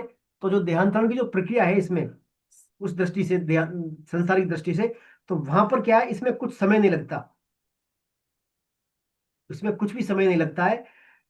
नई देह धारण करने तक उस सूक्ष्म शरीर में स्थित रहना और विषय को भोगना, ये तीनों बातें जो है इन क्रियाओं में के अंतर्गत आती है। क्या क्या? तो तन, जैसे पांचों की इंद्रियों की, है ना, स्यों की पांचों क्रिया इसमें आती है। अपने को आपको भोक्ता मानता है वो। कहने का तात्पर्य, जो पांचों इंद्रियां पांचों विषयों का भोग जब करती हैं, है ना, पांचों विषयों जो पांचों इंद्रियां पांचों विषयों का जब भोग करती हैं, तो जीव क्या करता है? जीव समझता है कि मैं ही कर रहा हूँ, ये इंद्रियां मेरे द्वारा ही कर रही है, अपने आप को भोक्ता मानता है। इस प्रकार क्या है, गुणों का अधीन हो जाता है वो। कौन? जो मूड मनुष्य है, नहीं जानते नहीं बातों को, वो गुणों का संग कर लेता है। तो वैसे देखा जाए वस्तु आत्मा का गुणों से कोई संबंध नहीं है। उनमें न तो उत्क्रमण यानी देहांतरण की प्रक्रिया, ना स्थिति है, ना भोक्तापन है। वास्तव में आत्मा कहीं आता जाता नहीं है, अपितु प्राणों का ही गमन होता है। तो फिर जी सुन लीजिए ना, आत्मा कहीं आता जाता नहीं है, अपितु प्राणों का ही गमन होता है। लेकिन मूड ये सब नहीं जानता, क्योंकि मूड बुद्धि प्रत्यक्ष को ही सब कुछ मानती है। परमात्मा अधोक्षज है, अर्थात प्रत्यक्ष प्रतीति के विषय नहीं है। प्रतीति मानी हम उनको डायरेक्ट फील नहीं कर सकते भगवान को। आत्मा के मामले में मैंने कहा आत्मा का इतना सूक्ष्म आकार है, अपने हेयर की जो टिप है, शरीर की जो बाल की नोक का 1/10,000वां भाग है आत्मा का आकार। अब क्या समझ सकते हैं उस आत्मा को हम? पर समझ सकते हैं क्या? नहीं समझ सकते। तो ये प्रत्यक्ष प्रतीति का विषय नहीं है। विवेकशील पुरुष इस ज्ञान को चक्षुओं से परमात्मा, इस ज्ञान चक्षुओं से परमात्मा को जानते हैं। यानी मैं ज्ञान रूपी चक्षुओं के द्वारा, ज्ञान रूपी चक्षु जो ज्ञान की बातें हैं भगवान की, इनके द्वारा हम परमात्मा को जानते हैं, मानते हैं। फिर भगवान कह रहे हैं परमात्मा प्राप्ति के लिए लगन लग जाए। जैसे इसमें है यतन तो योगिन चैनम, जिनमें क्या है, लगन लग जाए परमात्मा प्राप्ति की, है ना। परमात्मा प्राप्ति की लगन लग जाए, ऐसे परमात्मा तत्व का अनुभव करने वाले व्यक्ति होते हैं, वो तो अनुभव कर लेते हैं। और जो जिनका अंतर्गत शुद्ध नहीं है, जिनमें लगन नहीं है, ऐसा मूढ़ व्यक्ति इसका अनुभव नहीं कर सकते। तो इसे बताया परमात्मा प्राप्ति की लगन लग जाए, उसको क्या कहते हैं? अभिलाषा, उत्कट अभिलाषा। तो ऐसे उत्कट अभिलाषा वाले लोग तो क्या है, परमात्मा का अनुभव कर लेते हैं। लेकिन जैसे इसमें कपिल भगवान का आता है, कपिल भगवान ने इसे क्या है, तीव्र भक्ति योग कहा है अपने सांगी दर्शन में, तीव्र भक्ति योगेन। मनुष्य का परम पुरुषार्थ यही है कि तीव्र भक्ति योग के द्वारा अपने मन को भगवान में लगा दें। हमारा भक्ति योग तीव्र तो छोड़ो, मन से भी अति मंद है। तीव्र भक्ति योग हमारा नहीं है। जब करते करते ऐसा लगता है कि एक कप चाय पी ले और फिर जब करेंगे, थोड़ा पान बाहर खा ले, बहुत समय हो गया है, थोड़ा देर व्हाट्सएप देख ले, आदि आदि। तो हमारे क्या है, वो हमारे में डेडिकेशन प्रॉपर होना चाहिए, वो है नहीं भक्ति योग में। तो तीव्र भक्ति योग, तीव्र भक्ति योग के द्वारा कपिल भगवान कहते हैं, उसके द्वारा ही परम पुरुषार्थ प्राप्त कर सकते हैं। भोग संग्रह हमारे साथ रहने वाले नहीं है, यह विवेक मनुष्य में स्वतः है। विवेकी मनुष्य जानते हैं कि भोग संग्रह वो जो नाशवान चीजें हमारे साथ रहने वाली नहीं है, परंतु इस विवेक का जो आदर नहीं करते, अर्थात मूढ़ मनुष्य है, उन्हें महत्व नहीं देते। तो मूढ़ मनुष्य क्या है, इस बात को अनुभव नहीं कर पाते। शास्त्र पढ़ते हुए, सत्संग साधन करते हुए जो तत्व जानने में आता है, उसे महत्व नहीं देते, क्योंकि हमारी रुचि भोग संग्रह में बनी रहती है। जीवन का चरम लक्ष्य भोग संग्रह को मान रखा है। ऐसे अशुद्ध अंतःकरण वालों को भगवान ने यहाँ पर विमूढ़ कहा है, विमूढ़ानुपश्यन्ति। इनको आगे दुर्मति भी कहते हैं, क्योंकि उसने अपने विवेक का आदर नहीं किया, अर्थात उसकी महत्व में उसकी भोग बुद्धि बनी हुई है। तो यहाँ पर भगवान यही कह रहे हैं। देखिए, पहले बताया 2 श्लोकों में शरीर देहांतरण की प्रक्रिया, है ना, शरीर की देहांतरण की प्रक्रिया कि सूक्ष्म शरीर कारण शरीर को जो है मन सहित इंद्रियां ले जाती हैं, और फिर उसे वैसे ही जो योनि मिलती है। फिर भगवान ने कहा बुद्धिमान व्यक्ति जो है सभी इंद्रियां कार्य कर रही हैं उसकी, है ना, और जो इंद्रियों का अपने आप को अकर्ता मानता है एक प्रकार से, है ना, यानी मन का गुलाम नहीं है, वो मन बुद्धि का गुलाम नहीं है। तो ऐसा व्यक्ति क्या है, आ जाता है, समझता है इन बातों को। लेकिन जो भोगी व्यक्ति है, जैसे राजा याति का उदाहरण दिया, कामनाओं कारण कामी व्यक्ति इन बातों को नहीं समझते और वो कामनाओं में फंसे रहते हैं। तो इनका मेन इलाज बताया, कामनाओं का विवेक पूर्वक त्याग त्याग करें। साथ ही साथ यह बताते हैं इस प्रक्रिया में जो ज्ञान रूप नृत्य वाले व्यक्ति हैं, वो इस प्रक्रिया को समझते हैं, यानी परमात्मा की अनुभूति करते हैं वो। और वस्तुतः परमात्मा का जो कंसेप्ट है, ये क्या है, प्रत्यक्ष प्रतीति का विषय नहीं है। हम इसको हमारे मन बुद्धि के द्वारा अनुभव नहीं कर सकते, इसको मान सकते हैं सिर्फ हम। और बुद्धिमान व्यक्ति ज्ञान चक्षु के द्वारा समझते हैं, लेकिन जो मूढ़ व्यक्ति है, मूढ़ व्यक्ति मूढ़ व्यक्ति इसको बिल्कुल भी नहीं समझ सकते। और कपिल भगवान ने बताया तीव्र भक्ति योग के द्वारा हम मन को नियंत्रित करके इसे समझ सकते हैं, तीव्र भक्ति योग के द्वारा। तो इसमें बात आती है हमारा जो है मन बुद्धि भगवान में लगा रहे, तीव्र भक्ति योग के द्वारा, उससे हम इन सब कंसेप्ट को भगवान के वो समझ सकते हैं। और यदि हम तीव्र भक्ति योग नहीं रहेगा, सांसारिक भोग शक्ति का, भोग संग्रह का आश्रय रहेगा, तो फिर हमारे ये बातें हमारे फिर ऊपर से ही निकल जाएंगी, बातें नहीं आने वाली समझ में बातें, है ना। तो यही बात भगवान कह रहे हैं यहाँ पर, जो भी है जैसा है भगवान का होकर भगवान का काम करें, बस भगवान के शरण रहे। हो ही राम को राम नाम जपू, हो ही राम को नाम जपू, बस राम का होकर राम का नाम जपें, तो उससे भगवत कृपा से ही फिर हम क्या है, मामला बैठ जाएगा। अदरवाइज फिर बातें क्या है, मूर्खता को प्राप्त होंगे हम, भोग संग्रह में रुचि बनी रहेगी हमारी, एकात्म बुद्धि नहीं रहेगी यहाँ। तो फिर क्या है, हम अपने आप में आत्मवस्थम, इसको मैं आत्मवश्यम, है ना, पश्यन्त्यात् मनवस्थितम। यानी इसमें देखिए भगवान ने अपने आप को बताया है कि मैं हर प्राणी में स्थित हूँ, मैं हर प्राणी में स्थित हूँ। अब उसका अनुभव करना है बुद्धिमान व्यक्ति को। वो बुद्धिमान व्यक्ति अनुभव कैसे करे? स्वामी जी कहते हैं उसको चार बात अपने आप मान लेनी है, जब अनुभव कर पाएगा वो। कैसे? वो परमात्मा यहाँ है, परमात्मा अभी है, परमात्मा अपने में है, और परमात्मा अपने हैं। इन चार बातों को यदि बुद्धिमान व्यक्ति मान ले, क्या? परमात्मा यहाँ है, परमात्मा, तभी तो भगवान कहा है आत्मा कहीं आती जाती नहीं है, सर्वगत है ना, मैं सब जगह व्याप्त हूँ, सब जगह स्थित हूँ मैं। तो यानी वो धारणा कर ले व्यक्ति, परमात्मा यहाँ है, अभी है, अपने में है और अपने हैं। इन चारों बातों को मान लेगा तो तीनों कालों में, चाहे भूतकाल हो, वर्तमान काल, भविष्यकाल हो, हमेशा वो भगवान के वो टच में रहेगा। फिर वो कभी भी वो क्या है, भगवान से वो नहीं हो सकता। तो खास बात इसमें ये लगी मेरे को इन श्लोकों में, दो पिछले लास्ट रिसेंट दो श्लोकों में, कि ना तो हमारे साथ सदा भोग रहता है, न संग्रह रहता है। भोग संग्रह कभी ना रहे ना रहेंगे। रहेगा क्या? सिर्फ विवेक, जो हमें स्वतः मिला हुआ है। भगवान ने दिया ना विवेक सभी को, विवेक स्वतः रहता है। परंतु जो मनुष्य शास्त्र पढ़ते हैं, सत्संग कर रहे हैं, साधन कर रहे हैं, सब काम कर रहे हैं, फिर भी अपने विवेक की तरफ ध्यान नहीं दे रहे हो। साधन सत्संग सब कर रहे हैं लेकिन विवेक की तरफ ध्यान नहीं दे रहे, अपितु भोग में लगे हुए हैं, भोग में लगे हुए हैं, वो भोग भी कर रहे हैं। तो ऐसे मनुष्य क्या है, अपने आप पे एक कृतात्मा है वो, है ना। तो ऐसे मनुष्य क्या है, अपनी बुद्धि का दुरुपयोग करने वाले हैं, वो विवेक का दुरुपयोग करने वाले हैं। जब तक उनकी भोग संग में रुचि रहेगी तब तक उनका में विवेक काम नहीं करेगा, विवेक काम उनका तब तक नहीं करेगा। तो यहाँ उनको विमूढ़ा कहा है, विमूढ़ा, विमूढ़ा। तो इसका उपाय बताया कि भगवान का पहले तीव्र भक्ति योग, तीव्र भक्ति योग के द्वारा, तीव्र भक्ति योग के द्वारा हम इससे छुटकारा पा सकते हैं। यानी हमें ये समझना होगा, ये समझना होगा, अ, भोग और संयोग का विषय अलग है और स्वम अलग है। भोग भोगना और भोग का संयोग करना अलग कंसेप्ट है, और मैं अलग हूँ, ये धारणा करनी होगी। मैं अलग हूँ, मैं भगवान का हूँ, भगवान अपने में है, मेरे हैं, अभी है, और अभी है, अपने में है, और भगवान ही है, यहाँ है भगवान अभी। ये धारणा करेंगे तभी हम क्या है, हमारा भोग संग्रह इनसे क्या है, असंग हो सकते हैं। ये इन श्लोकों में बात है। बाकी जो आगे फिर जो है हम आगे इसमें अगली बात चर्चा करेंगे अगली क्लास में। अभी यहाँ तक जो हमने पढ़ा है श्लोक नंबर 11 तक, कोई भी आपको जो है बात हो बोलिए आप। सर मैं पूछना चाह रहा सर, सर वो सही है कि आत्मा मतलब एक जगह से दूसरी जगह नहीं जाती है, समान रूप से हुआ है। मेरा निवेदन ये है सर कि अनंत कोटि ब्रह्मांड है। आप मृत्यु लोक के लिए तो ये कह सकते हो कि यहाँ से यही रहती है, तो उसको आवागमन नहीं मानते, चलो यही कि यही पंच महाभूत भी यही विलय हो गए, कुछ नहीं जाता आता है। लेकिन अगर कोई आत्मा भगवान के परम धाम में जाती है तो यहाँ से तो उसका विस्थापन हुआ ही ना सर एक तरह, या फिर दूसरे ब्रह्मांड में कहीं जाती है। कोई जरूर नहीं है कि आपका जन्म इसी ब्रह्मांड में हो, आप दूसरे ब्रह्मांड में भी जा सकते हैं, तो उसमें तो आवागमन मानेंगे उसको, फिर से बोले आप, आत्मा को। फिर से बोले आप, मैं समझा नहीं क्या कह रहे हैं आप। सर संपूर्ण जगत में, संपूर्ण सृष्टि में अनंत कोटि ब्रह्मांड है। जी आत्मा एक जगह से दूसरी जगह नहीं जाती है, वो वहीं की वहीं रहती है, ऐसा आप ही पढ़ा अपन ने। जी तो मेरा निवेदन यह है कि अगर मान चलो कि आत्मा यहां से मृत्यु लोक से अगर परम धाम में जाती है तो आवागमन हुआ,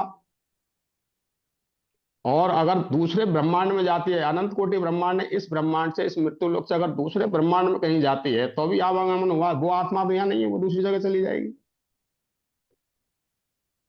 देखिए सर, जहां तक अपन ये जो पाठ पाठ पढ़ रहे हैं गीता, ये मृत्यु लोक के संदर्भ में मामला है। पहली बात, जो मनुष्य जो लोक है, मृत्यु लोक, इसकी बात है, ये मनुष्य योनियों के लिए बात है। सब गीता का जो उपदेश है यहाँ पर, मनुष्य जो दिया है भगवान ने अर्जुन के लिए, जो उपदेश दिया है ना, पहली बात तो ये अपने मृत्यु लोक के लिए, अपने लिए है, ह्यूमंस बींग्स के लिए, ह्यूमन बींग्स। और जो योनियां है, बाकी योनियां, मनुष्य योनि के अलावा मूड योनियां, उनके तो ये कंसेप्ट है नहीं।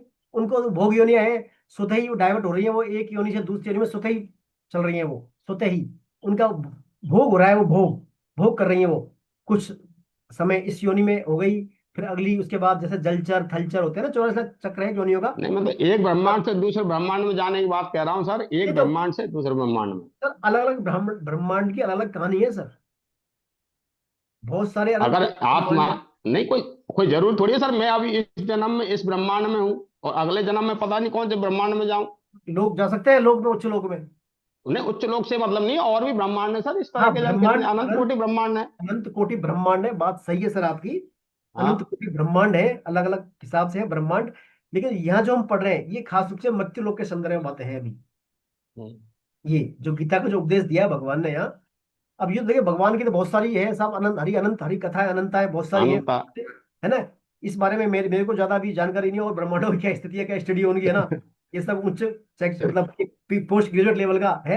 इस बारे में और आपको अध्ययन करके बता सकता हूँ। बाकी यहाँ जो पढ़ रहे हैं बातें हम, ये खास रूप से मनुष्य लोक मृत्यु लोक की बातें हैं।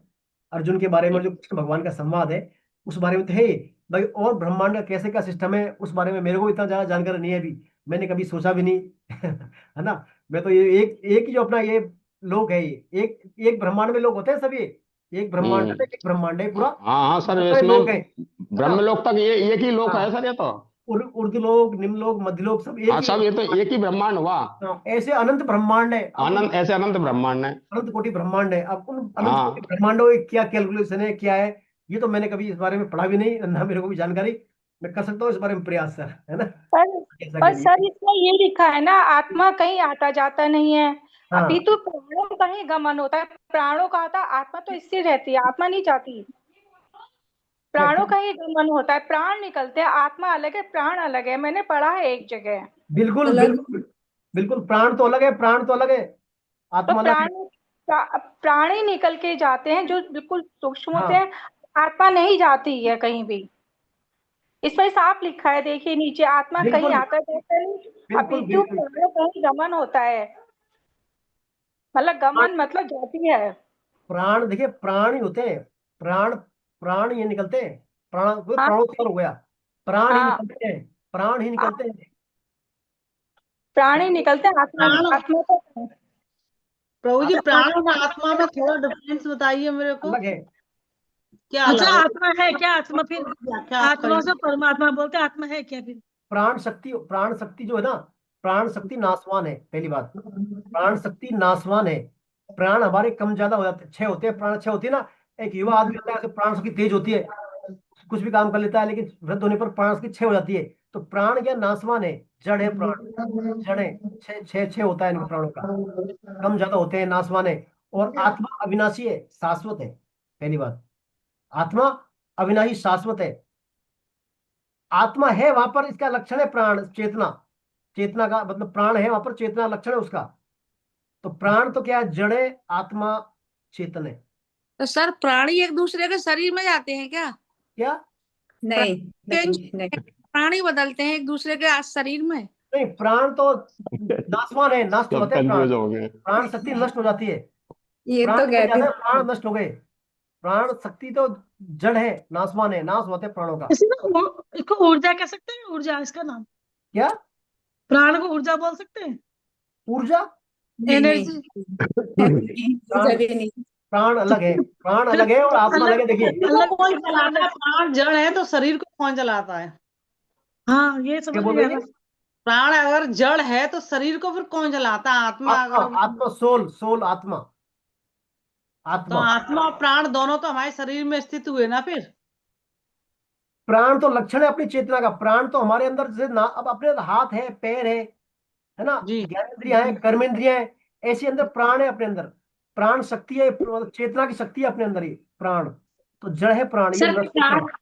सर प्राण अगर निकल जाते हैं आत्मा, तो क्या आत्मा फिर निष्प्राण हो जाती है? आत्मा निष्प्राण है क्या? आत्मा तो सदैव चेतन परम तत्व है, चेतना है, आत्मा चेतन है, आत्मा तो, आत्मा तो तो फिर अविनाशी है, आत्मा में शाश्वत है, प्राण, आत्मा शाश्वत है, प्राण विनाशी है। प्राण जड़ है, मान लीजिए आप, प्राणों का नष्ट होते हैं, कम होते हैं, ज्यादा होते हैं, शक्ति है, प्राण शक्ति क्षीण हो जाती है, प्राण फिर निकल गए। प्राणों की क्या इम्पोर्टेंस है आत्मा के अंदर? आचार्य जी पूरा महात्मा बुद्ध विपश्यना साधना करते थे, और वो हमेशा बोलते थे कि प्राणों पर ध्यान रखो, अपनी श्वासों पर। उन श्वासों के द्वारा ही कुछ सेकंड के लिए ऐसी कोई चेंजिंग आती है, तब्दीली आती है कि इंसान अपने को समझ पाता है। और मेरा मानना तो यह है कि हम इतने महंगे महंगे कपड़े पहनते हैं, महंगी महंगी गाड़ियां खरीदते हैं, सारा कुछ हम पैसे देके आदान प्रदान कर रहे हैं।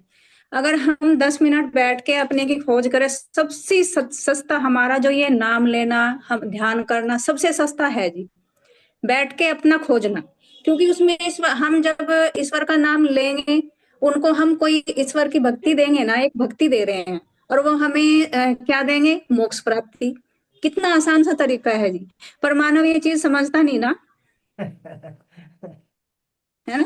बिल्कुल कितना बिल्कुल सस्ता, बिल्कुल। बहुत सबसे सस्ता सौदा है। आप समझ गई, बहुत अच्छा है बात, बिल्कुल। भाई कलयुग, कलयुग में यही है, बस भगवान का नाम कहाँ से लेने हमन, है ना। हाँ, बाकी देखिए, सबसे मेरा एक निवेदन है, प्राण और आत्मा, इस बारे में और चर्चा अगली क्लास में और कर लेंगे आपसे, मैं इसमें और पूरी तैयारी करके आऊंगा, है ना। मेरा भी आपके क्वेश्चन कुछ नहीं, ऐसे अगर प्राण चेतना है, हाँ शरीर जिंदा है मर गया, इसका प्राण का सबूत है।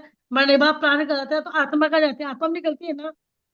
क्या, आत्मा तो आत्मा भी चेतन होती, फिर आत्मा भी तो। आत्मा तो चेतन है ही, होती क्या है? चेतन हाँ, है, तो शाश्वत फिर है आत्मा। प्राण जड़ है, तो फिर प्राण कैसे गए? प्राण जड़ है, बिल्कुल, प्राण तो फिर वो नासवान है। तो नाश में फिर गए कैसे? वही तो कि निकले कैसे प्राण? ये भी सवाल है, सही बात है प्राण का भाई। प्राण जड़ है, प्राण अभी जड़ है तो आत्मा तब है, चलेगी शरीर कैसे? चल रहा है, फिर प्राण चलेगा शरीर, तब। आत्मा आप निकल, शरीर में आत्मा निकली तब शरीर मरा ना, तो शरीर तो वही रह गया ना, शरीर तो वही पड़ा रह गया। तो ऐसे हाँ, प्राण भी जड़ है, तो ये प्राण भी वही रहना प्राण छह चाहिए। होते हैं ना, प्राण शक्ति छह होती है हमारी। एक इसका जो, मतलब प्राण या तो सांस को बोलते हैं, कितनी सांसें हैं, या तो ये या ऊर्जा, मुझे इससे कुछ ढंग से समझ में नहीं आ रहा। देखिए, प्राण भी भगवान की विभूति है। आपने विभूति योग पढ़ा था ना, नहीं, वो तो विभूति योग है, पढ़ा था ना। पर एकदम क्या क्लियरिटी था नहीं है सर पर। उसमें? क्या था सर उसमें प्राणों के बारे में? भगवान की भगवान विभूति की में क्या था? विभूति है प्राण। क्या क्या बोले भगवान उसमें प्राणों के लिए? प्राण शक्ति मेरे मेरी विभूति, ऐसा कुछ है उसमें प्राण के बारे में। प्राण शक्ति भगवान नैवेद्य की में जीवन शक्ति बोलते हैं, जीवन शक्ति या प्राण शक्ति नाम से है उसमें, वो भगवान की विभूति है। श्वासों के मेरे आगमन पिताजी, हाँ, है। भी इसका मतलब प्राण तो सांस लेना, लेना छोड़ना, यही हुआ प्राण, यही मतलब हुआ, मुझे समझ में आ रहा प्राणों का लक्ष्य, ये प्राणों का लक्षण है, ये प्राणों का लक्षण है, प्राण है इसमें अभी, है। सांस इसलिए चलने सांस आ के जा लिए रही है। प्राण है अभी, प्राण है इसमें अभी, ये है इसका। चलिए इस आचार्य, बात, आप ढंग से मालूम करके ना, वो अच्छे से पूरी तरह अगली मतलब क्लास में हमें समझाना आचार्य अगली जी बार अच्छी करेंगे, तरह चर्चा से। करेंगे इसमें, बिल्कुल अगली बार, अगली बार हाँ और जी, अगली अपन क्लास चर्चा में करेंगे चर्चा। इसमें, है ना। अगली बार चर्चा करेंगे इसमें, मैं और पढ़ के आऊंगा ठीक इसमें, है है। ना। ठीक हाँ है, ठीक चलिए। है। चलिए, और कोई बात इसके अलावा, और कुछ बात कहना चाहे? नहीं, आज और बहुत नहीं बहुत जी, महेंद्र बस जी सर, टाइम है क्या अभी? नहीं हाँ है सर, हमारे पास। महेंद्र महेंद्र जी जी का वो जरा, सुने सर। हाँ सर, बोले महेंद्र जी, आप बोले, संक्षेप में बोल रहे हैं आप, है ना सर? जी सर, म्यूट म्यूट है अभी, हरे आप कृष्णा अनम्यूट करें आचार्य सर। जी, मैं क्लास छोड़ रही हूँ। जी जी। मैं ये कह रहा हूँ कि अब अगले सेशन में रख लीजिए, क्योंकि आज टाइम पूरा हो गया है। चलिए चलिए तो सर, कोई बात नहीं। हाँ, नेक्स्ट नेक्स्ट में समरी सुना दूंगा, लिखी हुई है, समरी लिख रखी है मैंने।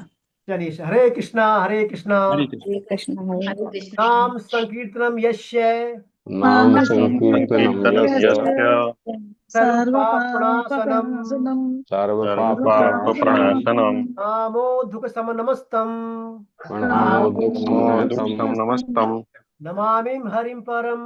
नमामि हरिं नमामि हरिं परम। परम्। बोलो वृंदावन बिहारी लाल की, की जय जय हो। हो। श्री श्री राधा गोविंद देव सरकार की, जय जय हो। हो। हरे कृष्ण महामंत्र की, जय जय हो। हो। नाम संकीर्तन यज्ञ की, जय जय हो। हो। श्रीमद् भगवत गीता की, जय जय हो। हो। अनंत कोटि वैष्णव वृंद की, जय हो। जय हो। आज के आनंद की, जय हो। जय हो। सभी वैष्णवों की जय हो। जय जय हो। प्रणाम, सभी को प्रणाम। हरे कृष्णा। हरे कृष्ण, हरे कृष्ण, हरे कृष्ण, जय हो। हरे कृष्ण हरे कृष्ण। गुरु जी की जय।